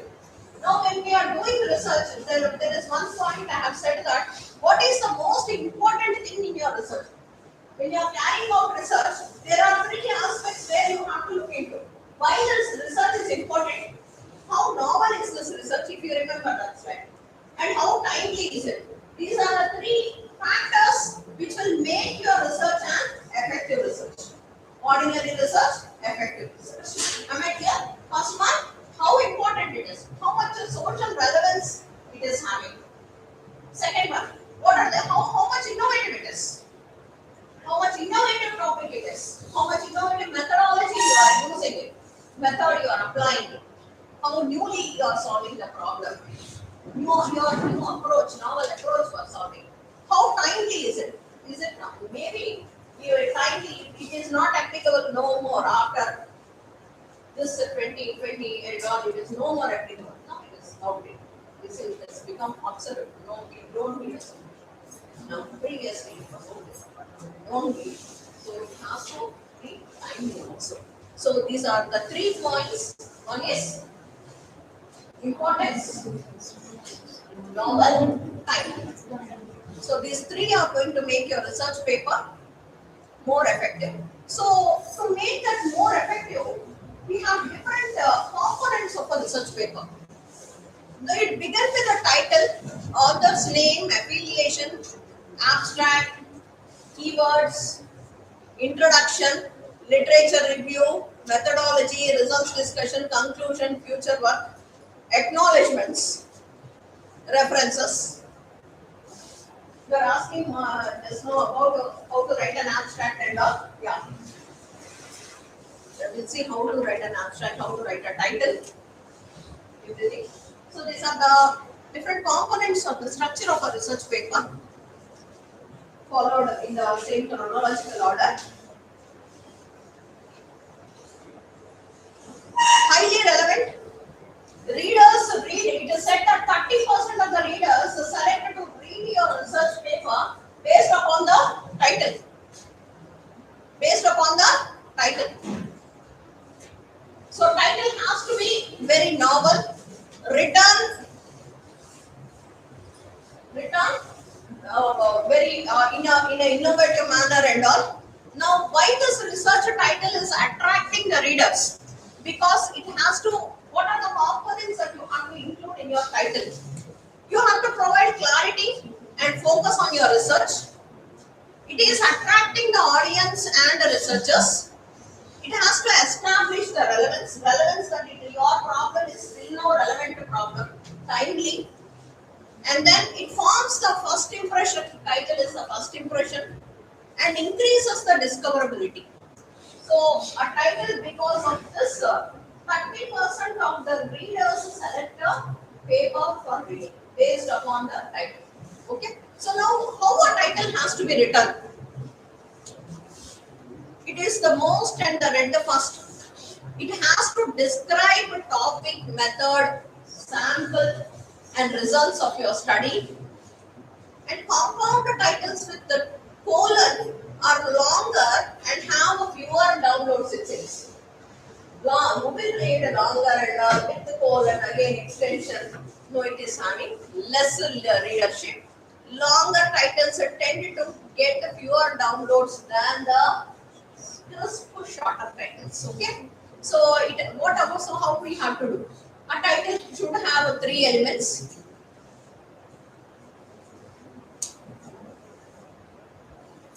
What are the 3 elements? Particular aspect of the system studied. What are the variables that you are focusing about? Your contribution sometimes, that is you are applying some tension stress method and all. And then what is your method, sometimes your approach. Don't be afraid of the grammatical, don't be creative, don't be afraid of creating it normally. Create normally. How to get better at that, to be innovative.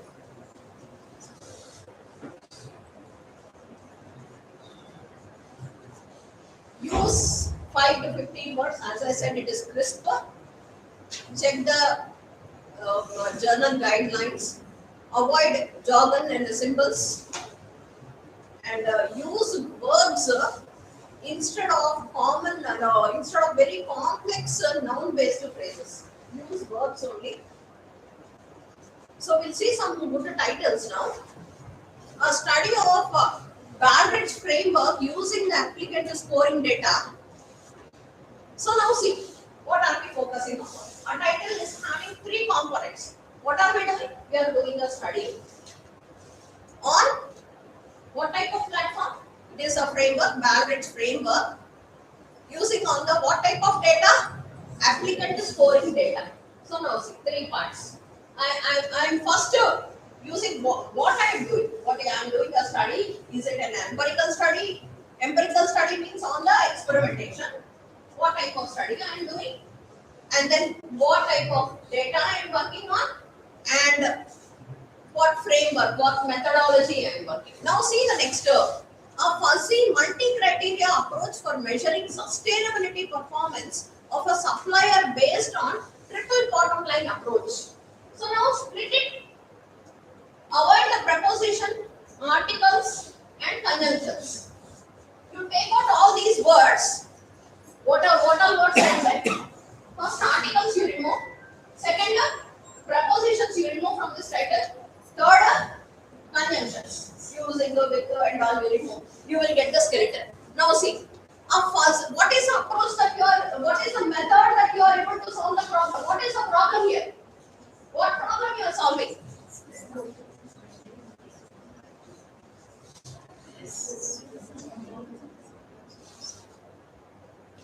What is the problem that you are? What is the problem? Sustainability. What approach you are using? How you are able to solve? What you are solving on? Triple bottom line approach. What is the method? Measuring sustainability. What you are measuring? Performance on triple bottom line. So first you find out what you are doing, what approach you are using. As I said previously, what method you are following, what approach or what problem you want to solve, on what test beds like heterogeneous computing or cloud computing, edge computing, fog. What is the test bed that you are using? That also you can use. And then some useful formula. Now see this. Result colon a method study of topic among the sample. Now take out, as I said, article, preposition and conjunction. Now we will get the structure. What is the result?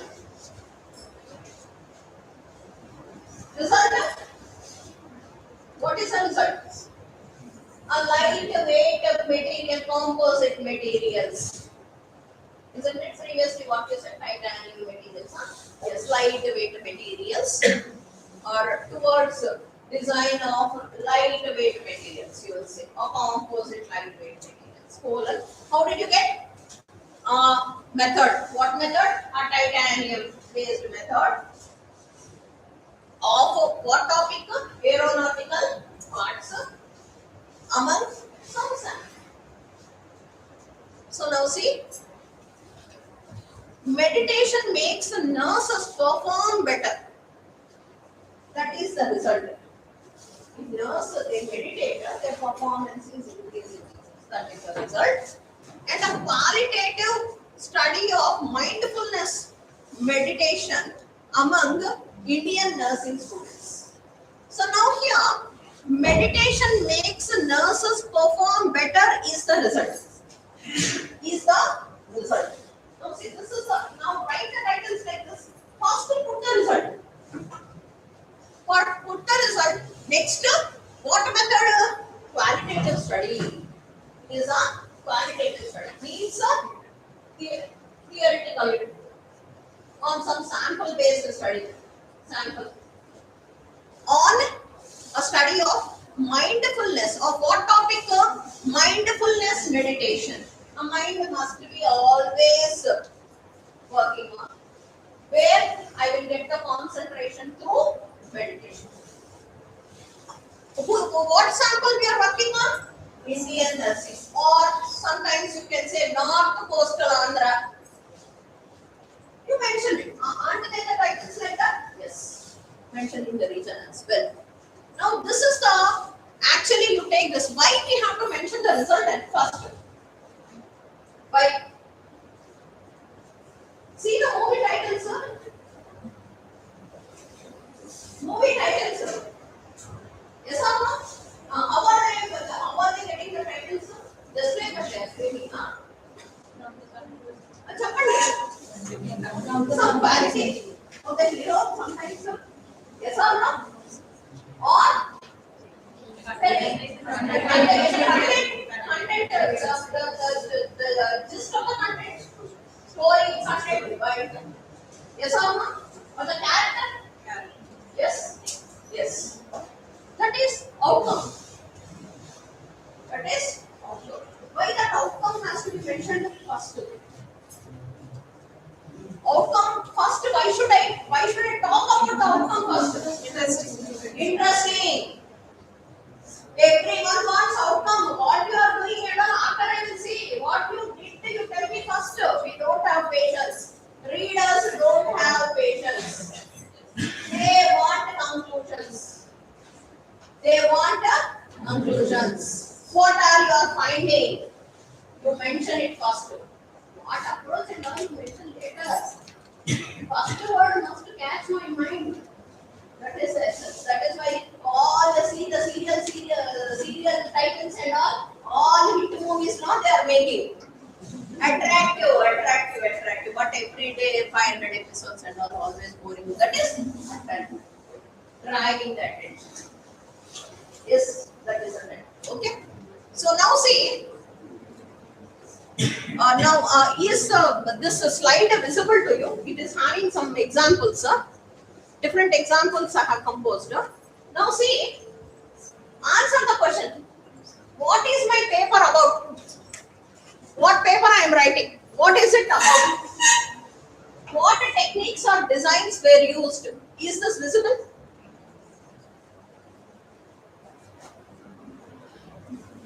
Who or what it is studied? What are the results? Otherwise, I will remove the grouping.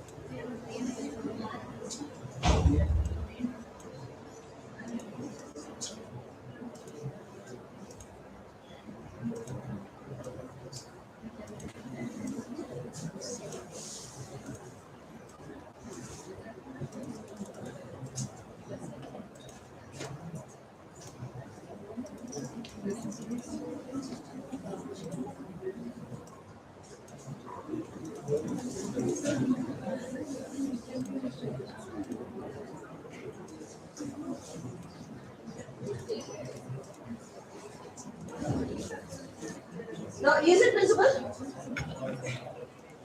Is it okay?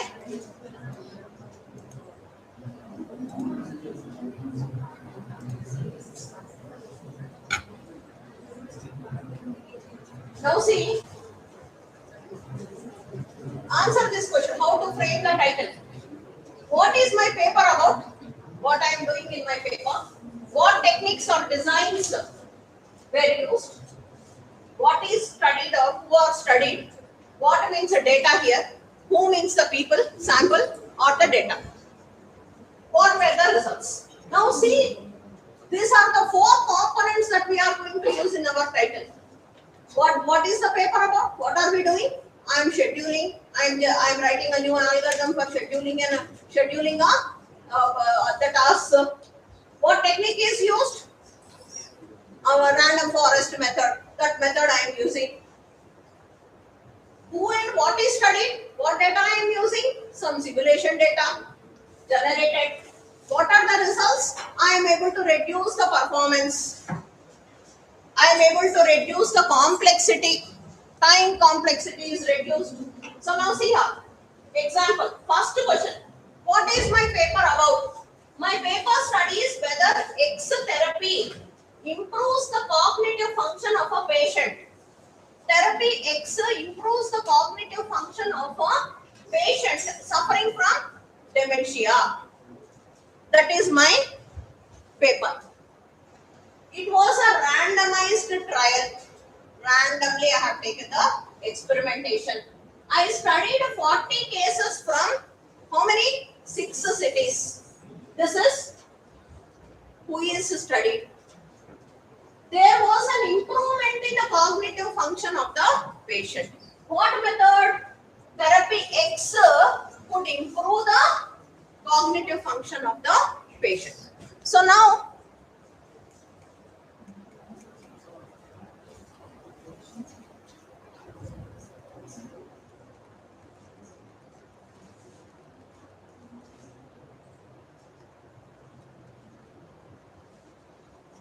this is one. Next, use your answers to list the keywords. Now your title is finished there. Now how are you generate the keywords? Now keywords are coming from the above four. What are they? Aspects that we are using it for framing the title. Therapy X, 40 cases, randomized trial on the disease dementia.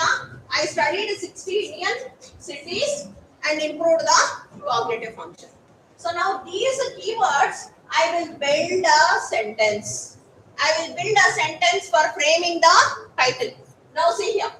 This study is a randomized trial that investigates whether therapy X is provided. Therapy X improved cognitive function in 40 dementia patients from 6 cities in India. It reports improved cognitive function. How many words it is? 28 words it is. So how many words we said? A title must be 5 to 15 words max. So now delete unnecessary words. Example, study of, investigates, repetitive words, linking words, etc. So once I remove, this study is a randomized trial that investigates whether X therapy improved cognitive function in 40 dementia patients from 6 cities. It reports improved cognition function randomized trial improving cognitive. So totally how many I am getting? 18 words. I reduced I am getting. Now delete non-essential information and reword it. So now randomized trial of X therapy for improving cognitive function in 40 dementia patients from 6 cities in India reports improved cognitive function. This is one. And now second one. Randomized trial of X therapy for improving cognitive function in 40 dementia patients. How many words? 13 words. Now again, reword this with a subtitle and focus on the therapy. X therapy improves cognitive function. I said the result should come now. X therapy improves the cognitive function in 40 dementia patients are randomized trial. How many words?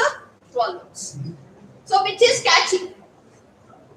So now your work, what you did, we have extracted the keywords. Using these keywords, we have framed a title, which is attractive. Now our title, this title is having result, after result, method, sample, and here we are having sample, method, sample, and performance. performance index. It is reducing dementia.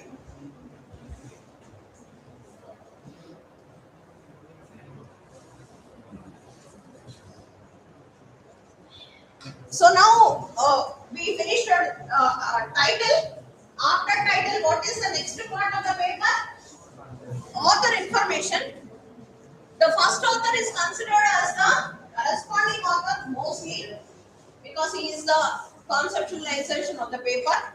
They can be more, not more than 4 authors. If it is more than 4 authors, it is giving a negative indication. What do you think?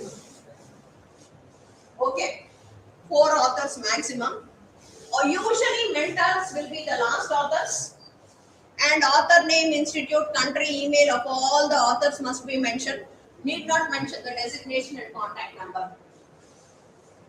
Next, after authors, next step in the paper writing is abstract. Now, abstract is a summary of all your research. Your research is having why you are carrying out this research. I said from question to answer, there are 4 steps. Why you are writing this research? Why is this important? Yes or no? How is it novel? What method you are using? What are your findings? All this you have to mention in your abstract. Important as title because reader will able to quickly read it. So that is, if 30% of the readers are selecting to read your paper based on your title, it seems that 20% of the readers are picking your paper for reading based upon your abstract. So you have to write the abstract very, very innovatively as a single paragraph and not more than 250 words, and it should include every section of your studies. What are the goals, what are the findings in your paper and your conclusions as well.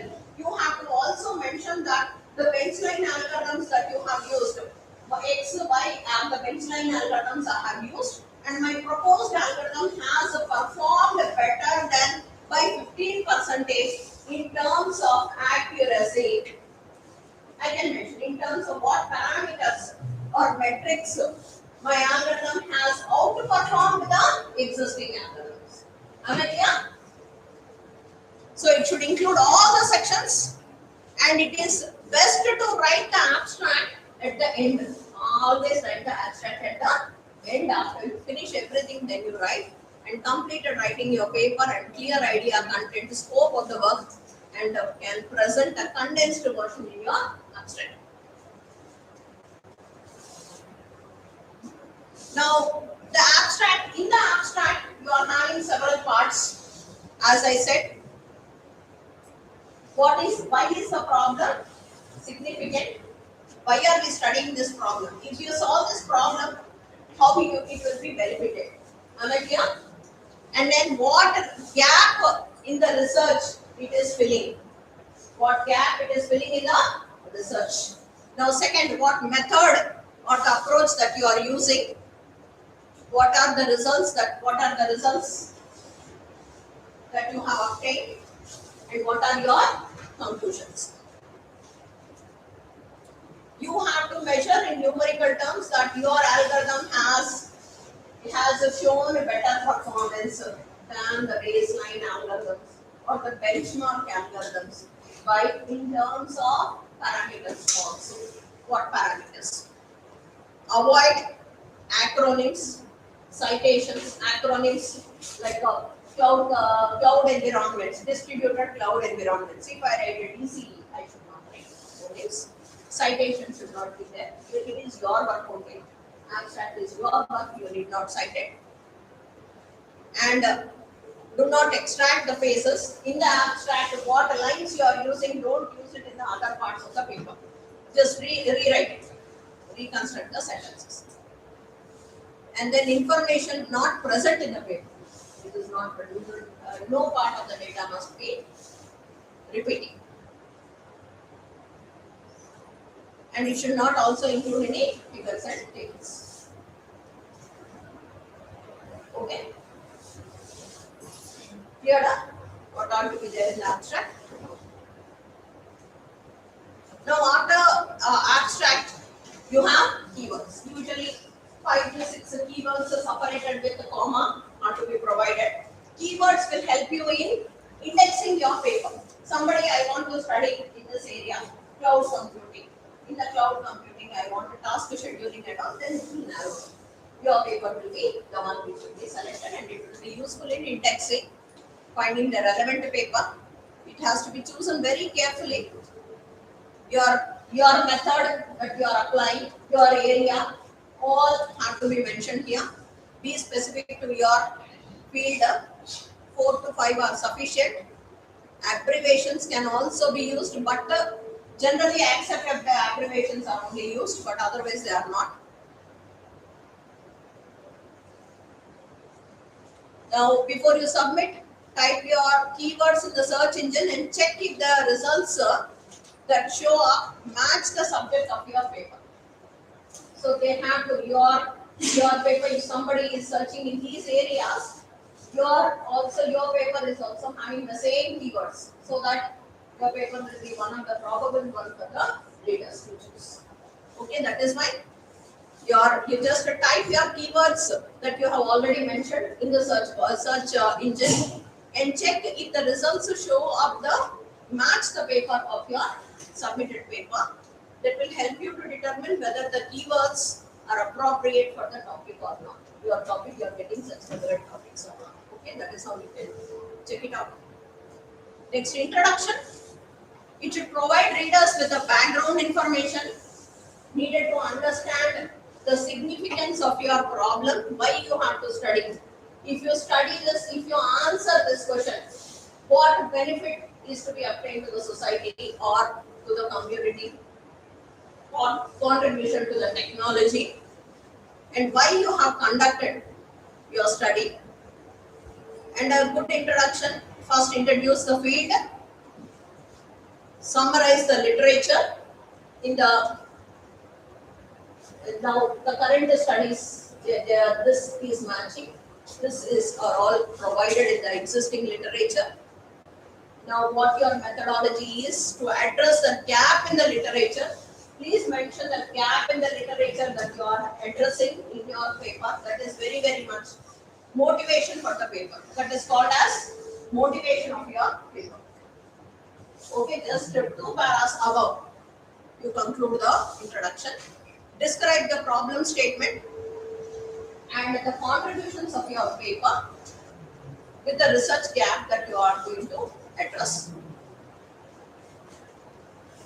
And finally, a last paragraph is the structure of the paper. Last paragraph is the structure of the paper. That is section 2 provides a literature review. Section 3 is going to elaborate the methodology that you are going to apply. Section 4, experimentations. Section 5, results and discussion. Section 6 is going to outline the number. That is last paragraph. Before that last paragraph, last but one paragraph will be the contributions of your work. Last but 2 paragraphs, about 3 paragraphs must address the problem. What problem you are addressing, what is your problem statement, and what is the research gap that you are addressing. That is called as the motivation of your research. Usually that topic you will write it in your thesis as motivation for the study. Motivation of the study is nothing but problem statement and research gap you have to address. Now, literature review. Why we have to do a literature review? Why we have to do a literature review? Finding the existing available method, what are all the methods they have explored, what results they have got. Now, suppose if you have not extensively done the research, literature review, maybe which is already there, the paper you have already, you have framed it and all, it is waste of time, waste of effort, everything. So, to avoid that, you are carrying out, find out what others have learned and reported, familiar with the types of methodology, what are the concepts, theories and all, the significant contradictions and inconsistencies in the findings. Some keep on saying that these are there, this finding, I have got 30% increase and all, which is not. 5% is acceptable, 30% change I brought it, no one will accept. Okay, I got my schedule length improved by 7.1%, 5%, acceptable. Somebody will say 30% improved and down to the base method and all, that is not acceptable. There are inconsistencies. So that also you have to do it and understand if there are any unanswered questions. Some gap is there. That is why we are going to study this literature review. Carry out from the credible sources, as I have already mentioned. Interpret the prior research. Identify the gaps. Take 4 to 6 articles. Minimum every research article must cite at least 3 to 4 in the last 2 years. Now we are there in 2026. You have to refer to 2025 and 2024 published. At least 4 publications must be there. That is compulsory. Otherwise, your paper will get a review remark there. Okay. Use always a table for representing the previous study along with the parameters, their claims and all. That is the best way to report the literature review.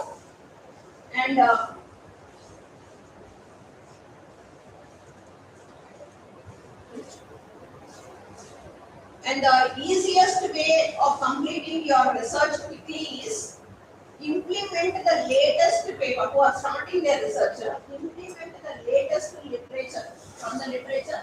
Take the latest paper, implement. Implement means, for example, in our computer science, we have algorithm, we have to execute it. Take the data. The data will be sometimes available in the open sources and all. They have to mention in computer science. They have to mention what are the source of the paper data. That is, they have the option. In the references, if the data is openly, publicly available, they have to cite the data that it is publicly available at this resources. If the data they have generated, they have to mention, the author has to mention that the data will be available upon the request. Will be available upon the request. If suppose somebody approaches me and asks me, I have to provide them the data. Why? It has to be reproducible by algorithm. That is why SCI published the journals and all. They want the data, your algorithm also to be uploaded in GitHub, so that they can validate whether your claims are really correct or not. Then only an SCI paper. Otherwise, when you can't prove your claims and all, never you will get an SCI paper. So, what are the do's in the literature review? Study 80 to 100 quality papers. Use recent literature. Compare the studies critically. Critical review. That is why we say a critical review. Research literature has to be reviewed critically. That is this approach you have studied. But what is missing in that paper? Why the time not mentioned? It is missing this aspect and also have to mention it. Critical. That is why it is a critical review. Use the tables and figures. Cite every source properly. Identify the research gap in every paper. Suggest the future work of each paper. Use a reference management software. Now in latest AI softwares are there. I'll tell you in the next session. Next, maintain objective analysis. So these are the things which you have to do in the literature review. Don't never copy paste. Plagiarism, AI content and all will be detected. Excessive quoting should not be done. 10 to 15 papers quoted is sufficient in a research paper. More than that is too extensive. Use of predatory journals. As I said, all the journals and all which will take, usually SCI journals will take at least 8 to 15 months of review. Anything which is done in just 1 day, 3 days and all are predatory journals claiming that they have 8.6 impact factor and all. And ignore contradictory findings. Cite without reading. Just without citing and all, it has to know work. If it is not your work, you have to cite it. Images also, it is not your work, just to say, mention courtesy that it is being taken from that paper. And write only summaries. Overlook the research. Don't overlook the recent research. Always important that 2025, last 2 years, recent research you have to look into. Don't miss the research gaps. Don't use unverified AI content directly. These are the don'ts in the literature review. Now, after literature review is completed, You have to identify the research gap. After research gap identification, what we have to do? Hypothesis. Okay. So now this is a research gap funnel. So now, as I said, we have to narrow down. That is why I put a funnel here. So a research gap funnel, extensive literature you have to study. 80 to 100 papers, non-predatory journals you have to select. You screen and analyze which are to your suiting to your topic. From 80 to 100, you will narrow down to 40. Okay. From 40, synthesize and compare, identify the patterns, differences and all. You will come down to 12. You will come down, narrow down to your topic, narrow down your topic further to 10 to 12. From 12, find the research gaps. Find the research gaps from 12. How? Write the methodology. You are having a research literature review, the table if you maintain, you will get it immediately, it is visible in the table. And what is missing, you can identify it once you are placing it in the table. Identify the future research directions. Frame the new hypothesis. End of the research gap is finding the research gap and then frame the hypothesis. And this is the heart of your research. Finding the gap, framing the hypothesis. Once it is done, 25 to 30% of your research is done at this point. Okay. So now identifying the gaps, 5 types of gaps. I'm just again revisiting them because this is one of the important area. If evidence gap, evidence means some empirical data is there and there is a gap in the data. That is, the data is not spread out the data and all. Sometimes you will be studying BP or sugar levels only in adults after 45 years and all. Nowadays everybody is having BP, why not other age groups also? There is a gap. Now empirical gap, a gap in the empirical evidences such as lack of studies of data in a particular area of research, empirical. Knowledge gap, in existing in the knowledge, understanding of a particular topic. Next, theoretical gap, understanding or a conceptual framework. Theory is missing there. And a methodological gap, a gap in the method. New methods can be applied. Sometimes you will use a fusion of two methods. Take the best of one method, take the best of another method, you do the fusion of it. That is another method. This is how you will analyze the gaps. After the gap analysis and hypothesis I have already done what is to be done. I am not repeating here. After that, the next phase of the paper will be, what is the section now? Section 3. Section 3 will be methodology. So now this is the validity where your paper will be judged.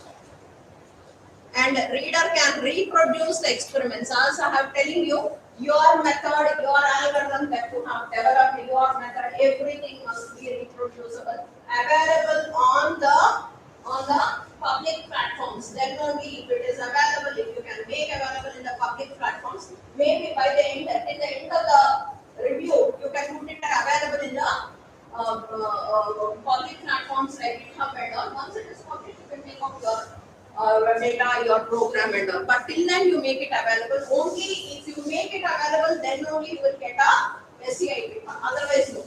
It has to be reproducible. They have to execute. Then see, yes, for this example, it is reducing. For this example, they randomly check to ensure or to validate the claims that you are making. You say now 30% improvement, how they will check? If your claims are correct, yes. Yes or no? So for that purpose, validation. Explain why each experiment was done. Why each experiment you are doing it was done and why you have used the technique. Carefully check if the data set informations are cited properly. Data set has to be cited. The most important for SCI papers. Table data sets and all, no. You have to give your GitHub link and all to be provided as a data set. If you are having your developed data set, otherwise if your data set is publicly available, please mention it. That is the most important thing. Or your methodology, your mathematical equations, your methodology must be illustrated using an example. Using an example, clearly what is the input you are taking, how the input is converted into output, what is the method you are doing. Take a sample example and show illustratively with a diagram. And then after methodology, experiments and results are narrated in the past tense. I will talk about this later. Language and all I will talk about later. Methodology section must describe what was done to answer the research. How we are answering it and how the results. It has to describe the data, explain how the data was prepared, explain the algorithms, what calculations were done. Next comes results and discussions about your findings, what your findings were. Do not make definitive statements. Algorithm that algorithm has performed worsley and eక్కడ don't use a negative word that has not performed. The other algorithm that is published in IEEE and you are saying your paper is your proposal is better than, don't make such a bold statements and all because that is already reviewed by the scientists. You cannot claim that. Such writings are all overstated claims they are called as. Okay, you have to mention it that the particular algorithm, the proposed algorithm could perform. Don't use that surpassed, outperformed, don't use those overrated words at all. Be little humble because the other works that you have cited are already in IEEE transactions and all, which are reviewed by at least 1.5 years to 2 years review. And mostly they are from the research institutes that are published, not faculty and the research institutes. Yes or no? Yes. You should not humiliate the other authors and all or critically write them.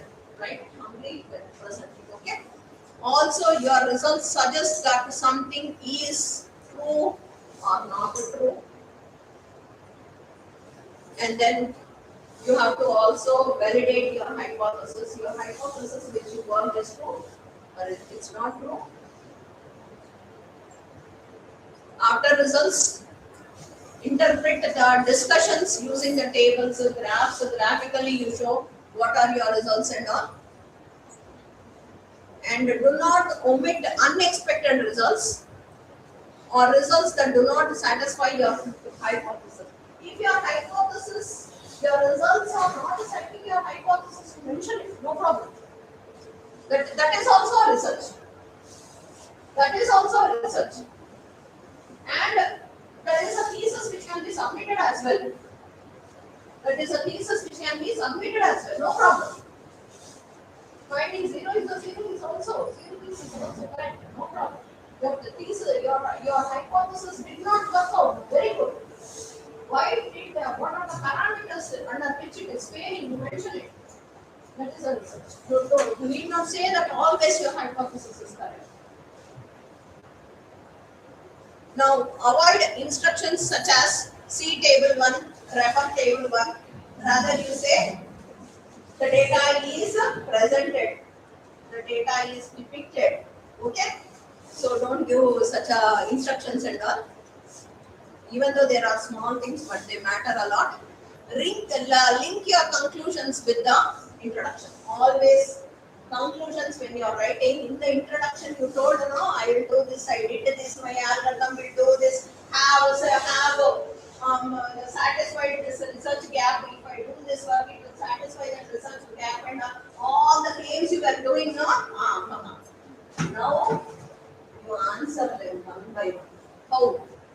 Have a direct relationship with your objectives. I am solving this problem. I solved this. I studied this in the current work. An attempt was made to study this problem under the circumstances. An attempt, right out.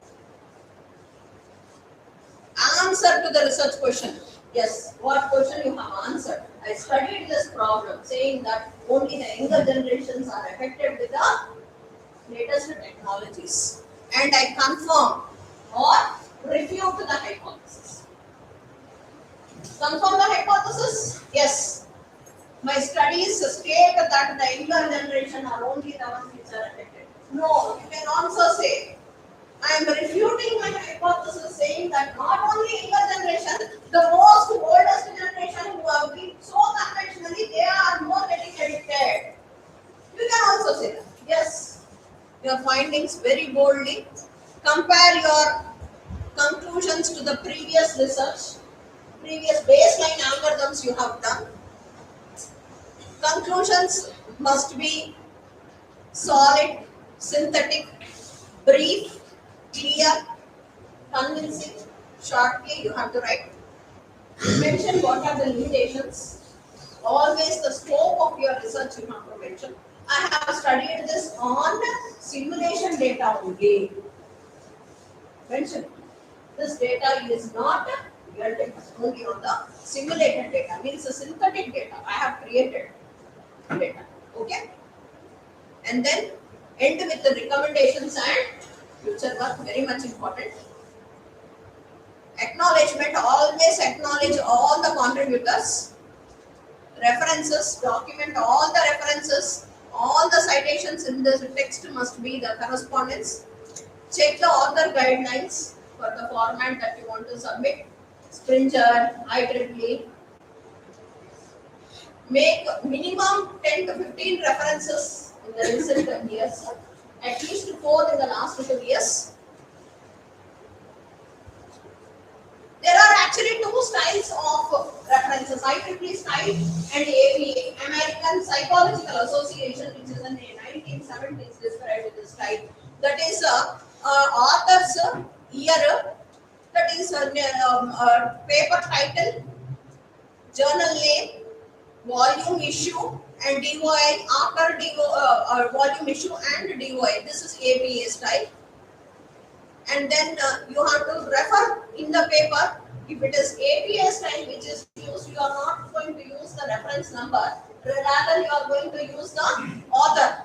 This APA style is usually used for medical researchers and all, but now most of the LCDF papers are used. Even Springer now has become Springer Nature now. It is using this APA style for this.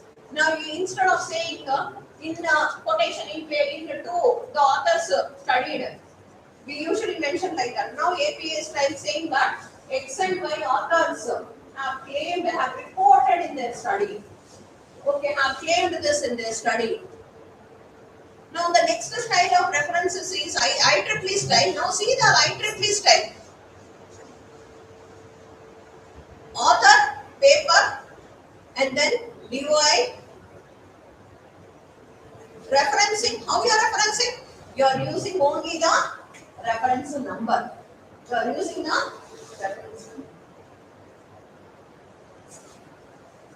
Now language is the most important. Different parts of the paper, different languages you have to use. Like past tense, present tense, present continuous tense.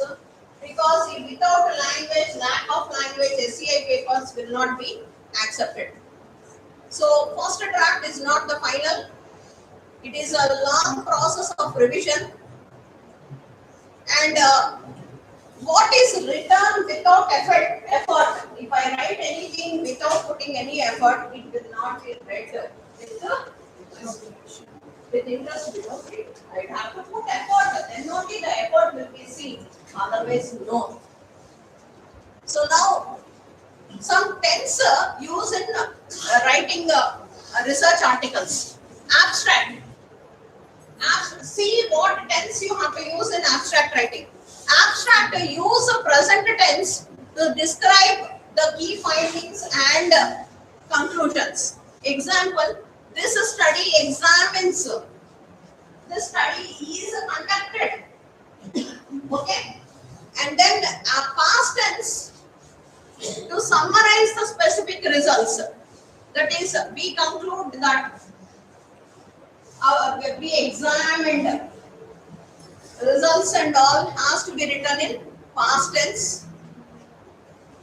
Introduction, when you are writing introduction, general facts, established knowledge and all in the present tense. When you are citing in the introduction, literature review is also one of the important things. It was studied, the study established the fact that yes or no, all that has to be written in past tense. In the methodology, the third obviously literature review must be in the past tense only. Methodology, the third phase, describe what was done in the study. We conducted a random trial. Methodology in the past tense. Present tense, when you are describing figures, tables and all, write in the present tense in real time. Table 1 shows the experimental setup. Table 1, figure 1 illustrates. Yes or no? You have seen? Yes? Okay. Next term. Results. Always the results have to be reported in the past tense. The data indicated a significant increase in X. When discussing about the tables and figures, you have to write it in the present tense. Discussions, present tense about when you are interpreting the results and connecting them to the existing knowledge, write it in the present tense. These results suggest that X plays a pivotal role. And summarizing, write it in the past tense. Conclusion, to state the implications and conclusions, write in the present tense. Future scope and all, write it in the future. In conclusion, only present tense, future tense. So now,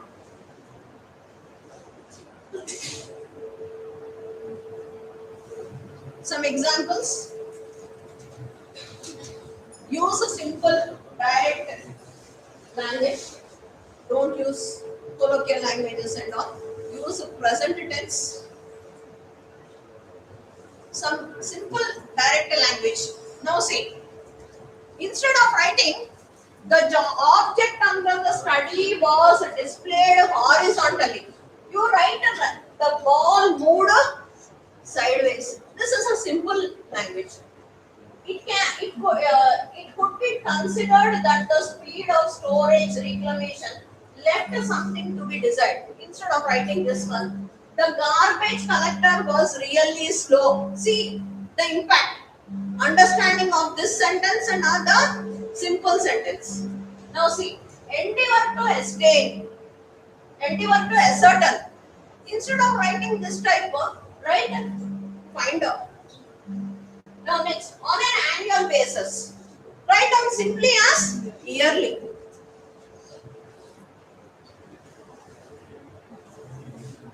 Now visual structure,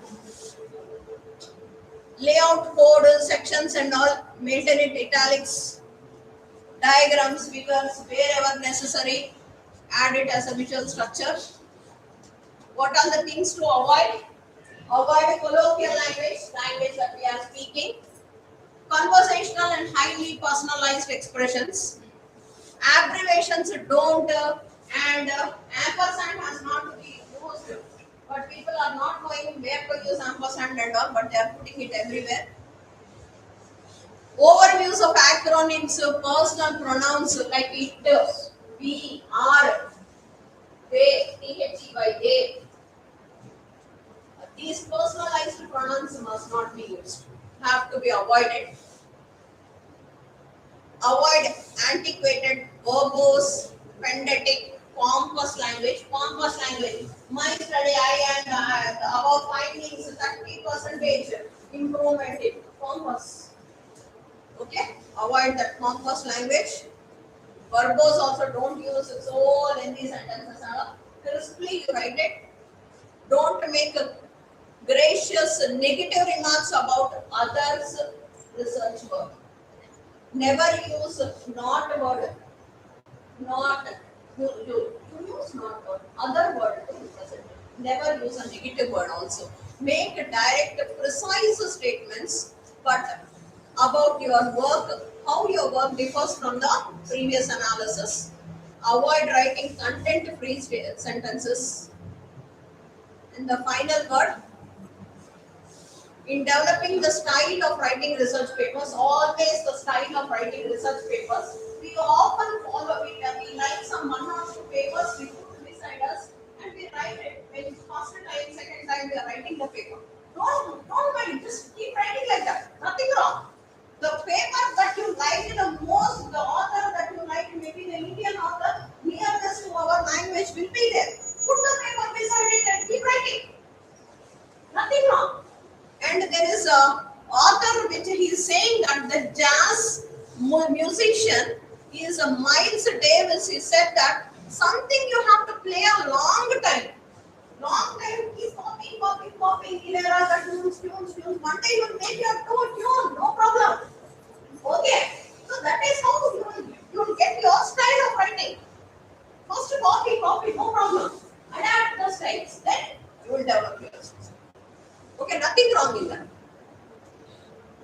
Now finally, the structure, the title, introduction, title, abstract, introduction, literature review, methods, results, discussions, conclusions and references. Now I have structured this as a fishbone. This is called as a fishbone structure of a research paper. Why this fishbone? When are we going to use this structure of representing the concepts of mechanical? Fishbone is mostly used in the mechanical. Cause and effect. Cause above the vertebral. Effect after the vertebral. Cause and effect diagrams which are going to show, which you want to depict the cause and effect. You are going to represent the diagram in the fishbone structure. Now, usually mechanical principles and research work is the most famously used fishbone structure. Why? The title, it is to have to describe the results. Results has to be reflected in the title as well. And then abstract, you have to have the discussions of the results. See how the cause effect. What is the cause and how is it? Now see the correlation. So conclusions always related to the introduction. Yes or no? Did we make the statement? Now when that is a cause, this is the effect.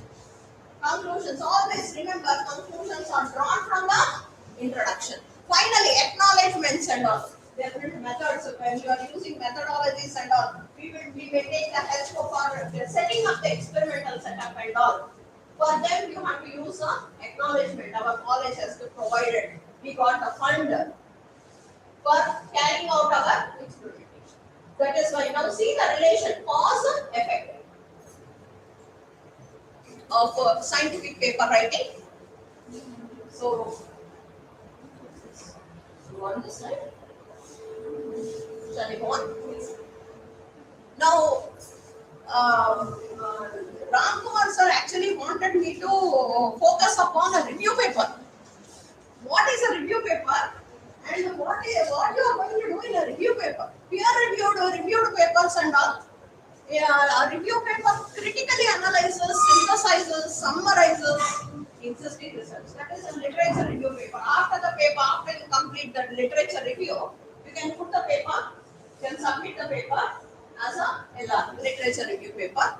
And you have to identify the latest trends, find the knowledge gaps, compare the methodologies as a table. As I've been telling you, it has to be in the form of a table with mentioning all the authors, the year they have devised the algorithms and all, what are the methods they have adapted, what parameters their algorithms have shown or their methodology has proven to be promising and all you have to mention in the form of a table.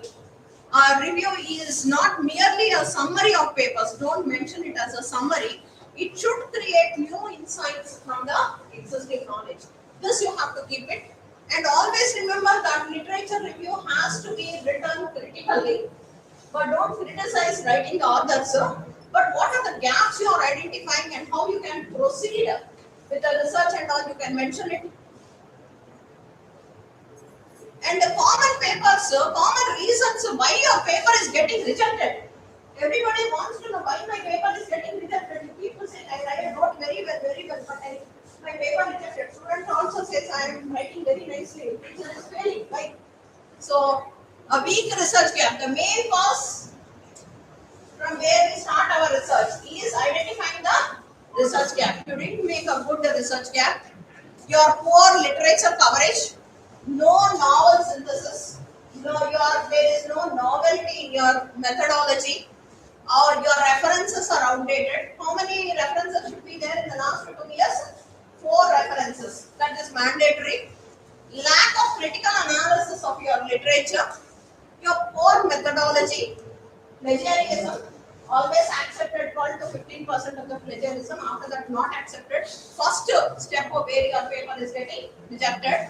And next, improper referencing. If you are not mentioning the DOI and all correctly, also it is, so it is rejected. So now what is the formula? Success formula for your paper to be accepted. Now, carry out extensive research, literature, study it, identify the gap, correctly do the gap analysis, study the future research framework, and your writing has to be strong, crisp, and follow all the tenses that I have mentioned for each aspect of your literature scientific paper. Okay? So these are all the steps for carrying out select a research topic and all. We have done it, all the steps and all. I'm just summarizing this for a paper. And quick target for PhD scholars. I said take it on the lower end, correct 100 papers I have been focusing about. Finally, narrow down it to 30. Recent references less than 5 years, make it more than 50% of the references, and plagiarism must be less than 15%. And these are some of the websites or databases where you can find the literature.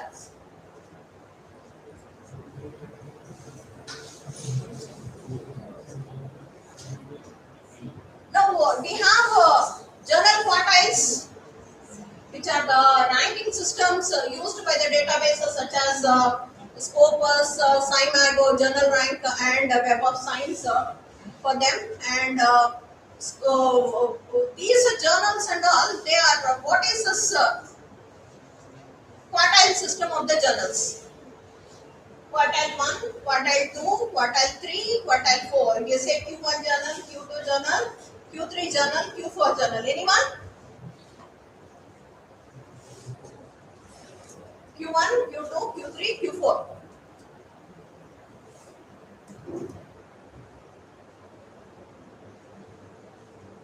Yes? Quality and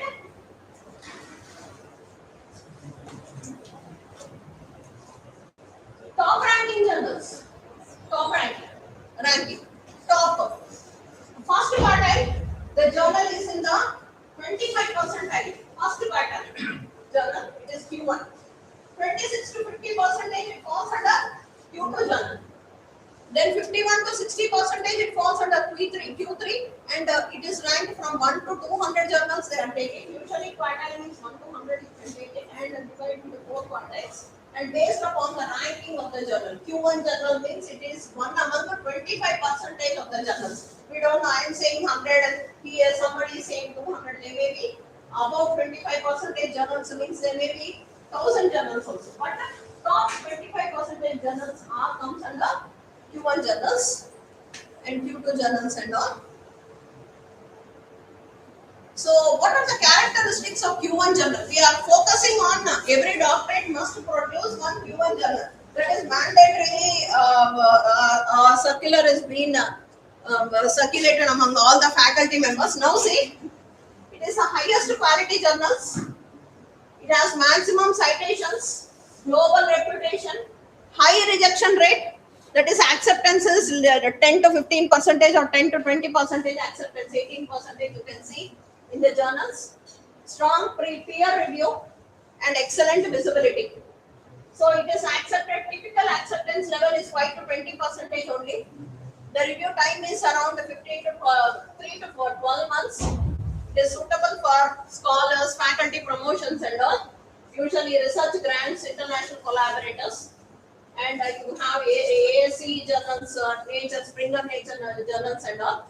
In the second Q2 journals, the good quality, moderate to high impact, strong review process, but it is easier than Q1 journals. Typically, the acceptance rate is 15 to 35 percentage. Your review time also less, that is 2 to 6 months. And then it is also suitable for MTech students and all. It is a good balance between quality and publication. Q3, so it reduces further. The acceptance level is around 15 to 50 percentage. Review time 1 to 4 months and all. Q4, it again bottom 25 percentage of the journals, that is from 76 to 100 percentage you can take. So acceptance is 40 to 70 percentage, 1 to 4 months and all. So see that there are no predatory journals in this Q4 journals and all before we publish it. Now, shall I touch this area or next time I will touch it?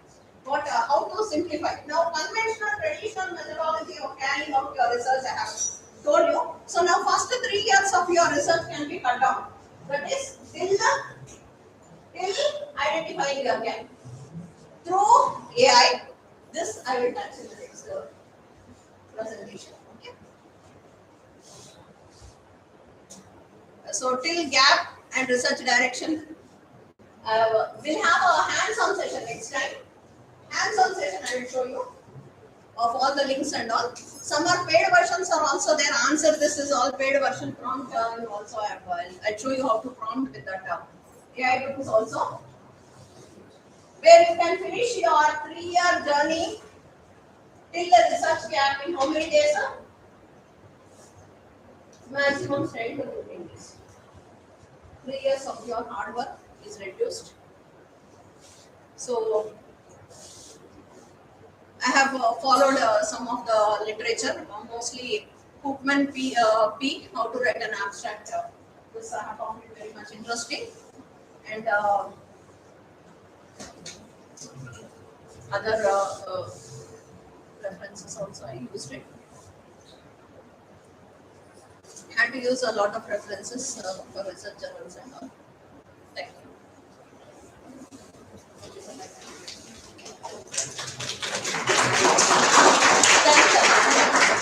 See, next session I'll continue with the AI tools for research and all. Cut down your research journey. Okay. Thank you. Thank you, ma'am, for this wonderful session on the research methodologies and a deep dive into how to write a research paper, especially for the budding PhD scholars. So, this kind of sessions are regularly required for better understanding. So, many are trying to write the research papers, but due to different aspects, they are unable to write the paper. But at least if we can start it right now by collaborating with your friends, instead of writing the entire paper by the single person, you can divide the tasks so that experimentation can be done by the one person. Those who are good at writing skills, so you can explain them, so they will write the content. So likewise, you can split it for 2 to 3 persons. So then you will come up with one good paper.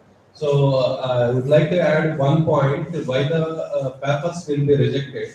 So madam has explained a few things, and there will be two another important points over there. So one important point is selection of journal. Whether your paper is entirely correct. So even though if your paper is not fall under the scope of that particular journal, so immediately test rejection will be done. That is one point. And another important point is try to make a strong abstract. So as a person, my personal experience, as we are reviewers, we try to do the reviews for every month, one or two papers from the various publishers. So the editors is trying to be send the abstract to us. By seeing that abstract, whether we are supposed to be proceed for the acceptance, that means whether we need to be review it or not. This is called desk rejection. So desk rejection were two things. One, at the editorial level, the editor-in-chief immediately after seeing that paper, whether it needs to be sent to the reviewers or not. So second thing is, once it is selected for the reviewers are going to be see that particular paper. So even though if it is not fall under the scope or the abstract is not properly written or not well articulated, then obviously we are also trying to be rejected paper. So these are the two important aspects I would like to be added.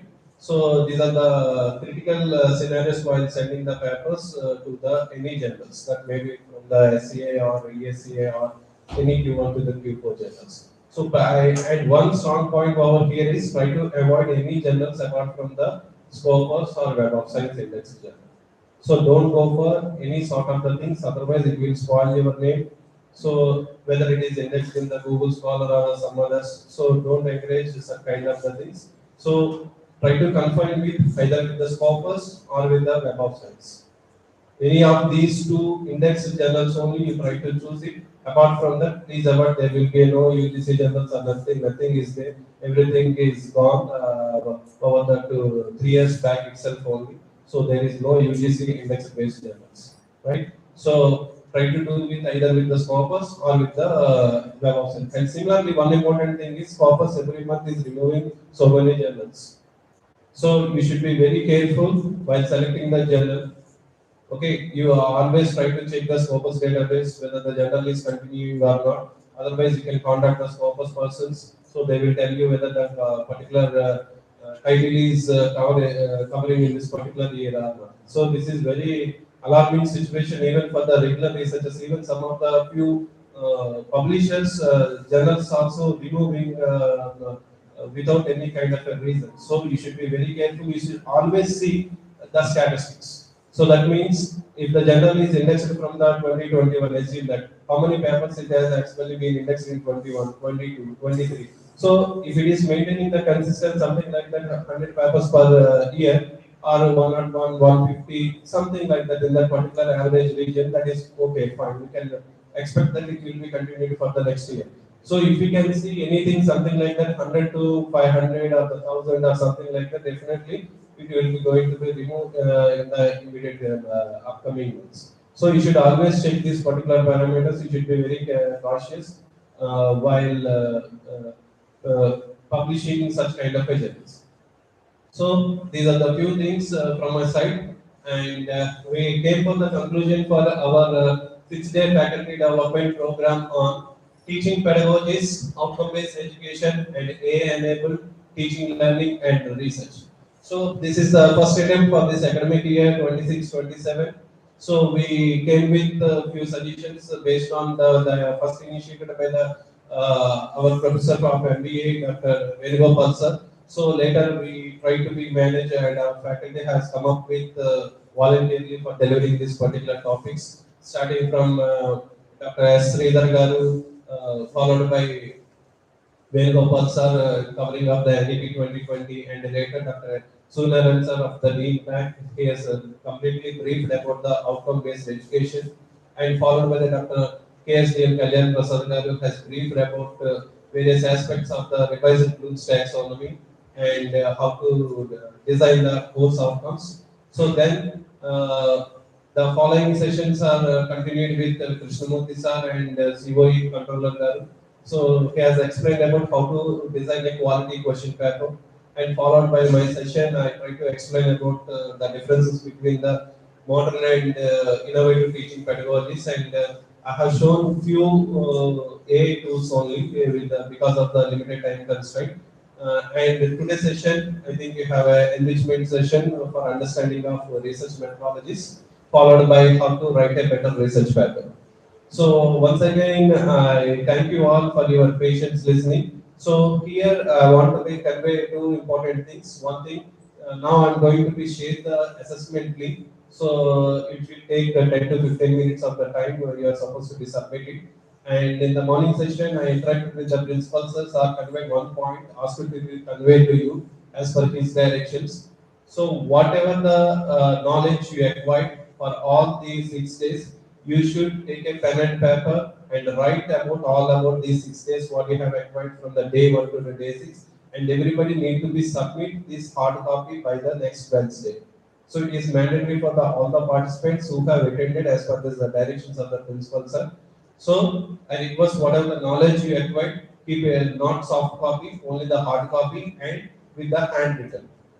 Okay, don't take the prints. So with the handwritten only. So whatever you understood from the day 1 to the day 6, so just to try to recollect and try to implement. And the main important aspect of writing of this particular thing is what is your course of action plan. So in which way, how we are supposed to be implement or how we are supposed to be utilize these particular topics in the next upcoming semester. That is what our intention. So everybody try to be write this particular content and submit it to the by Wednesday. Either you can submit to your IQAC coordinators of your corresponding department, so they will consolidate it and give it to us to the IQAC. So these are the few things I want to be conveyed. So now I request any participants can come forward and share your feedback on the overall FDP as we organized. Anyone from male faculty and the female faculty? So that we can wind it up fast. As we are all the internal faculty, no external persons are there, so that you can please explain or please give your feedback. This is like a oral feedback we are expecting.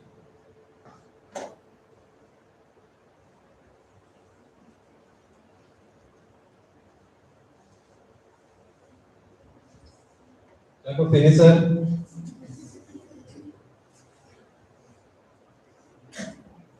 Please sir, come and give your feedback.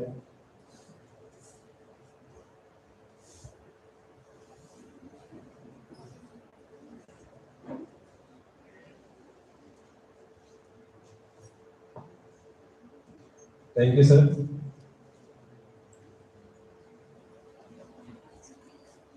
Thank you, sir, for giving this opportunity. Good afternoon, everyone. So, coming to this FDP, we acquired some good knowledge about Bloom's taxonomy, which is very much important as a faculty. A good understanding of the levels of Bloom's taxonomy, and coming to outcome-based education. So, what is OBE and how it is useful for teaching and teaching pedagogies, and coming to usage of AI, as sir explained how AI is useful and how it is used as a tool instead of completely relying on AI. We can use it as a tool for some of the teaching purposes and teaching pedagogies, and also coming to the research wise, as an emerging faculty, as I think I have to improve myself in research, because research makes us everyone increase our knowledge day by day, and it will be helpful for growing up the ladder. Thank you so much. Thank you, sir. Anyone from female faculty?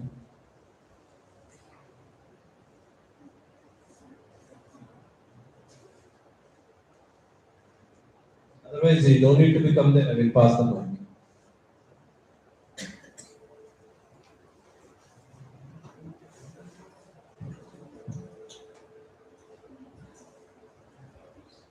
Good afternoon, Madam. I'm new to this college, and also I'm new to teach BTech students also. Sorry, I can speak Telugu so that I can be comfortable. So BTech ఫ్యాకల్టీగా నేను ఇంతకుముందు చేసిన ఇక్కడికి వచ్చాక ఈ 1 month లో నాకు అంతగా knowledge రాలేదు, థింగ్స్ అన్ని చాలా కొత్తగా అనిపించాయి. సో ఈ FDP అటెండ్ అవ్వడం వల్ల నేను చాలా నేర్చుకున్నాను. like even words also, pedagogies, OT, these are all new to me.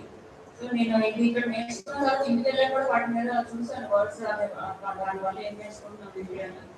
And also అందరూ హైయర్ అథారిటీస్ సెషన్స్ తీసుకున్నారు speakers. I thank to one and all. And coming to today's session, madam has speaks very well. So నాకు actually PhD చేసే thought లేదు, but ఈరోజు నాకు ఆ thought create అయింది. So thank you madam, thank you so much for this opportunity.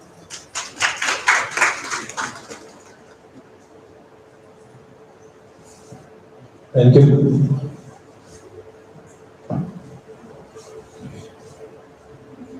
So I request Dr. Venugopal sir to address the audience.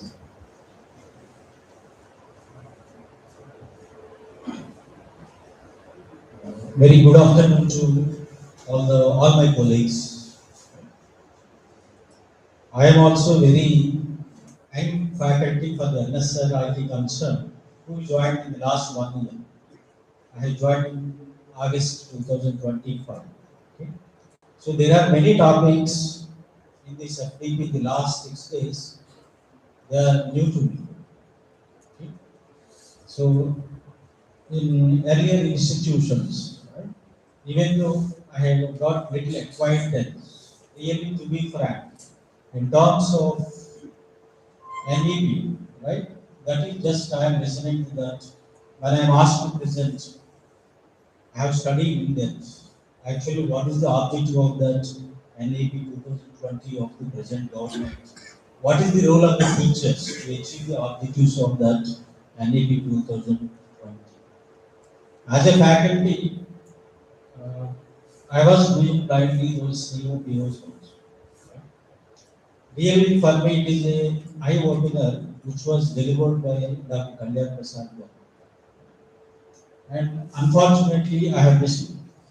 Well, yesterday as well as today morning also some sessions, which otherwise I am very interested, particularly artificial intelligence. Some 10 days back, I told madam that I will try to attend madam's session, but I could not. Right? So definitely, it has helped me a lot to have a very good idea about different aspects of this faculty development program. Okay? And in organizing this faculty development program also, I have taken a small role. I thank you very much for the IQAC department. And this is all about the FDP, which we went through in the last 6 days.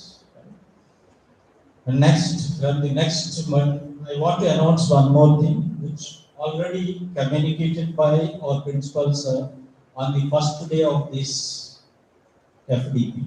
At the inauguration session, Principal Sir has announced about one more FDP, starting from Monday to next Saturday. For all the faculty, it is mandated, irrespective of seniority. Okay? So that is scheduled 2 days for each department. Faculty of each department will attend that session for 2 days. Okay? So on the first day, that is Monday and Tuesday, that is meant for civil engineering, mechanical engineering, EEE and MBA. And Wednesday and Thursday, that is meant for CSE and ECA departments. And the last 2 days of Friday and Saturday, that is for CSV, CSM, MCA, B and SH. Right? These are the 4. Like that, we tried our level best to make the number between 50 to 60 number. Right? And wherever it is possible, even principals are also assured that he will cover what was delivered on those 2 days of faculty. He will try to cover on those 6 days. That's what he promised me also. Okay. So, and one more thing, it is those 2 days are full days sessions. Right? So it is experiential way of learning that is going to be delivered by the external consultants, Marwan group of trainers. Okay, so those 6 days they will be staying here. So regarding this, I have communicated to the HODs of the respective departments, as well as principals are also have given a circular yesterday. Right? By this time, HODs of your department might have communicated to you. Right? And there is one more thing. From Monday onwards, the classwork is going to start for the academic year 2026 and 27. Right? So that is the reason why it is communicated for the HODs of the respective departments for the flexibility. Let us say a faculty who has got a classwork on Monday and Tuesday, they can shift themselves instead of Monday, Tuesday to either Wednesday and Thursday or Friday or Saturday. In the same way, last batch of faculty who are scheduled on Friday and Saturday, they can prepone and they should attend one of these 2 sessions of Monday, Tuesday and Wednesday, Thursday. So, like that flexibility was given to your respective HODs. If you have any classwork, please talk to your HODs. Accordingly, reschedule your attendance to the FD. Because this is a mandatory session for all the faculty. Okay? It will be a very good experience to every faculty, right? Because when I have come to all the classes, I hope I have covered all the faculty. Yeah? From the student point of view as well as faculty point of view also, I have some observations. Initially, I alone have come to your classes, and later on, along with the respective faculty of the in the particular domain. Okay, Professor Sridhar Garu, Professor Vijay Kumar Garu, and for some classes, Professor Shirisha Madam also have come. So, like that, 2 of us have come to your classes. Based on our observations and recommendations, our Secretary Sir has initiated this FDP that is scheduled from the next Monday to Saturday. So that's why it is mandatory. Okay. So I request all of you to make it convenient. Right. The schedule is the day schedule starts from 9:30 to 3:30 or 3:45 like that. Definitely, it is not just confining to your chairs, but also definitely you are going to actively participate. It is an experience to learn. Okay. So, thank you all. Maybe first day, since there is an inaugural session, you may be called a little bit earlier than 9:30 a.m. You will be communicated to you through your HODs. Okay. So, thank you very much. Thank you. Thank you, sir. So one more information I forgot to tell you regarding the physical copy of submission, as principals are asked to direct that. So based on among all the reports, the top 3 reports will be awarded with some prizes. May not be cash prize, but at least with some kind of a prizes. So that is what I want to convey. And I have shared the today's not today overall assessment link in the group. So try to be with the assessment. It will be closed by 4 o'clock automatically. So based on the assessment, that means those who are all submitted the assessment along with the physical copies, only for those people the certificates are going to be issued. Okay. So try to complete the assessment form at the earliest before 4 p.m. today. And further, coming to the closing session, I request Dr. MBBS Surnaran sir being back to address the audience.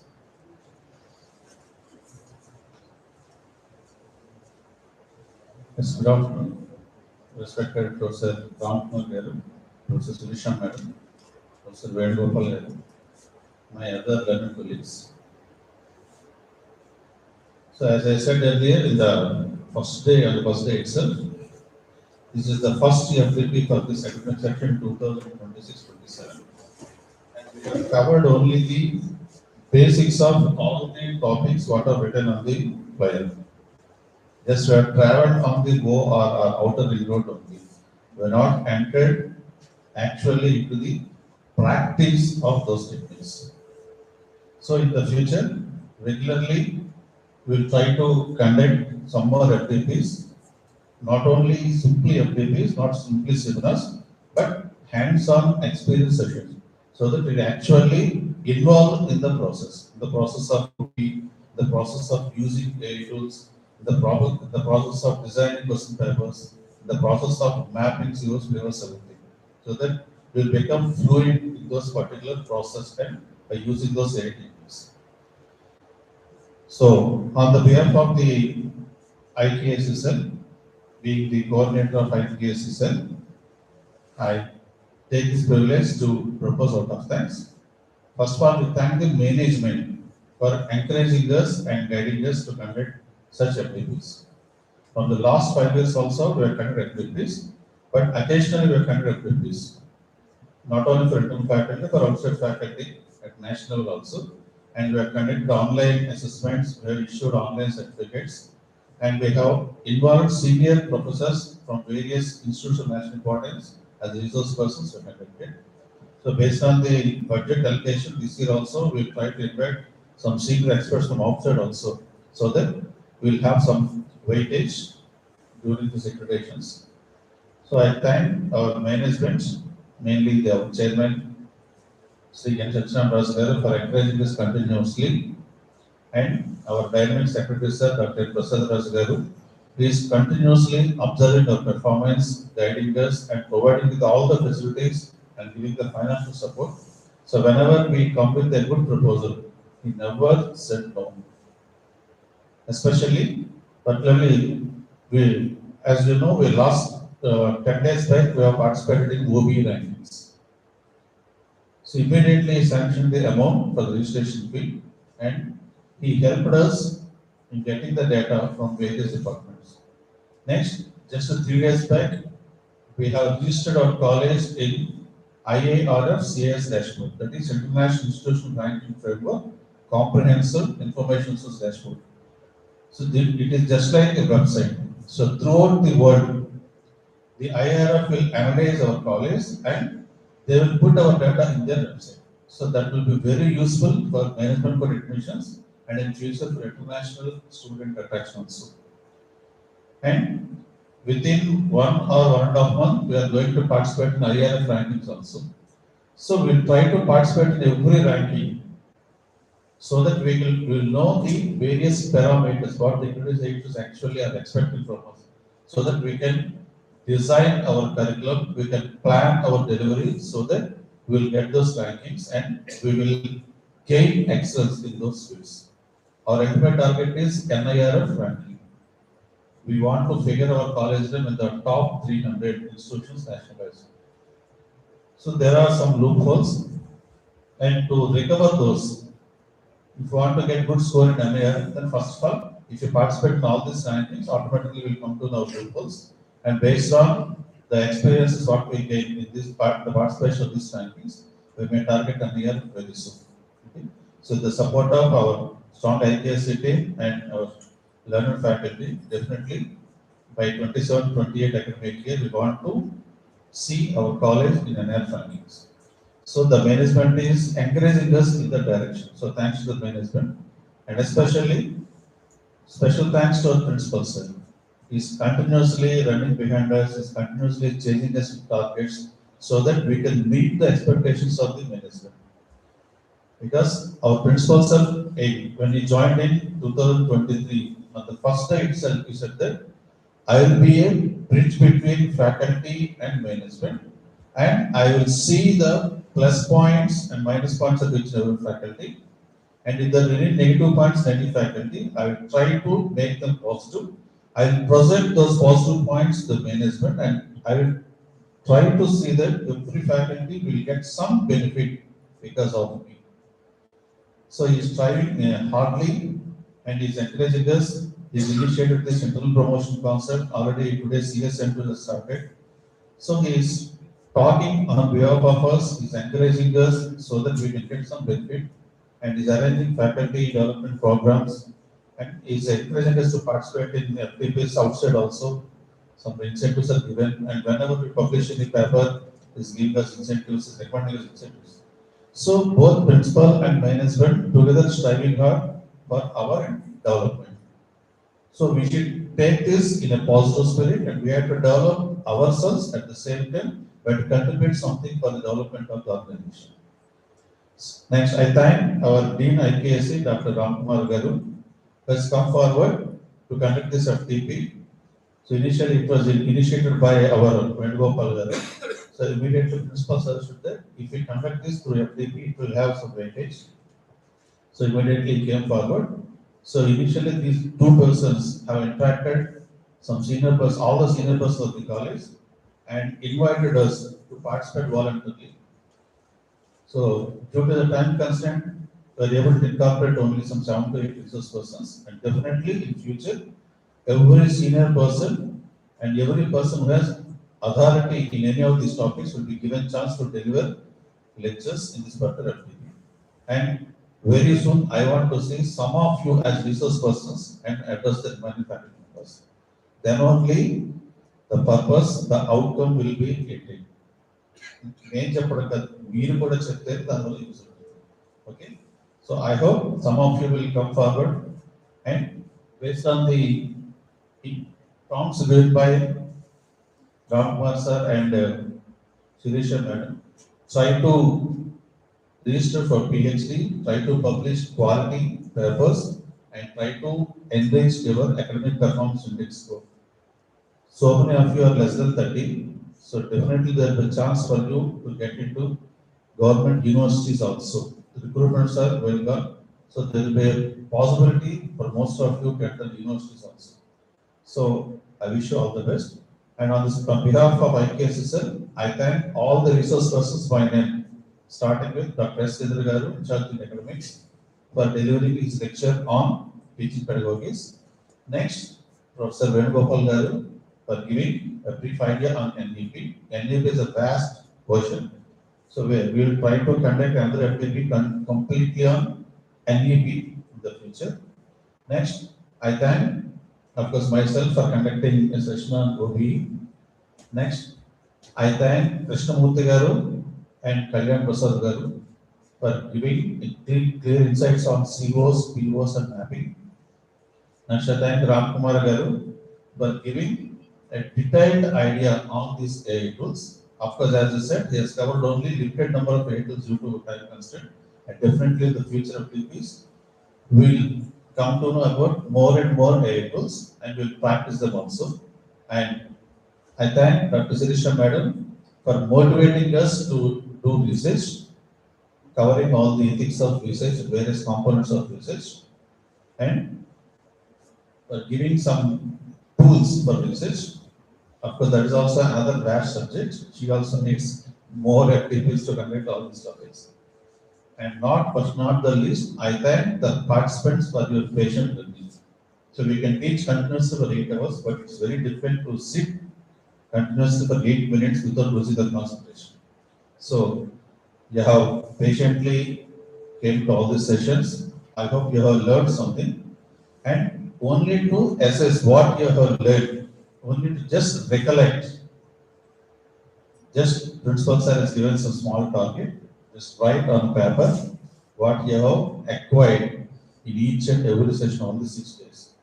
And to encourage you, already proposed that the top 3 writings, the top 3 documents will be given some recognition. You don't need which form you will give, but definitely will give. So on behalf of IKSSL, I thank each and everyone for making this success, for the support given by EC department for utilizing this EC cinema hall, the support given by the programmers, and I forgot the name of STP and Varaprasad Garu. He is the backbone of this entire FDP. He is supported Ramkumar Garu in every aspect. And please excuse me if I forget any other name. Thank you, thanks once again. Thank you very much, sir. So, one last reminder, I request everyone, please go through the assessment link and submit the assessment link. Thank you. Thank you.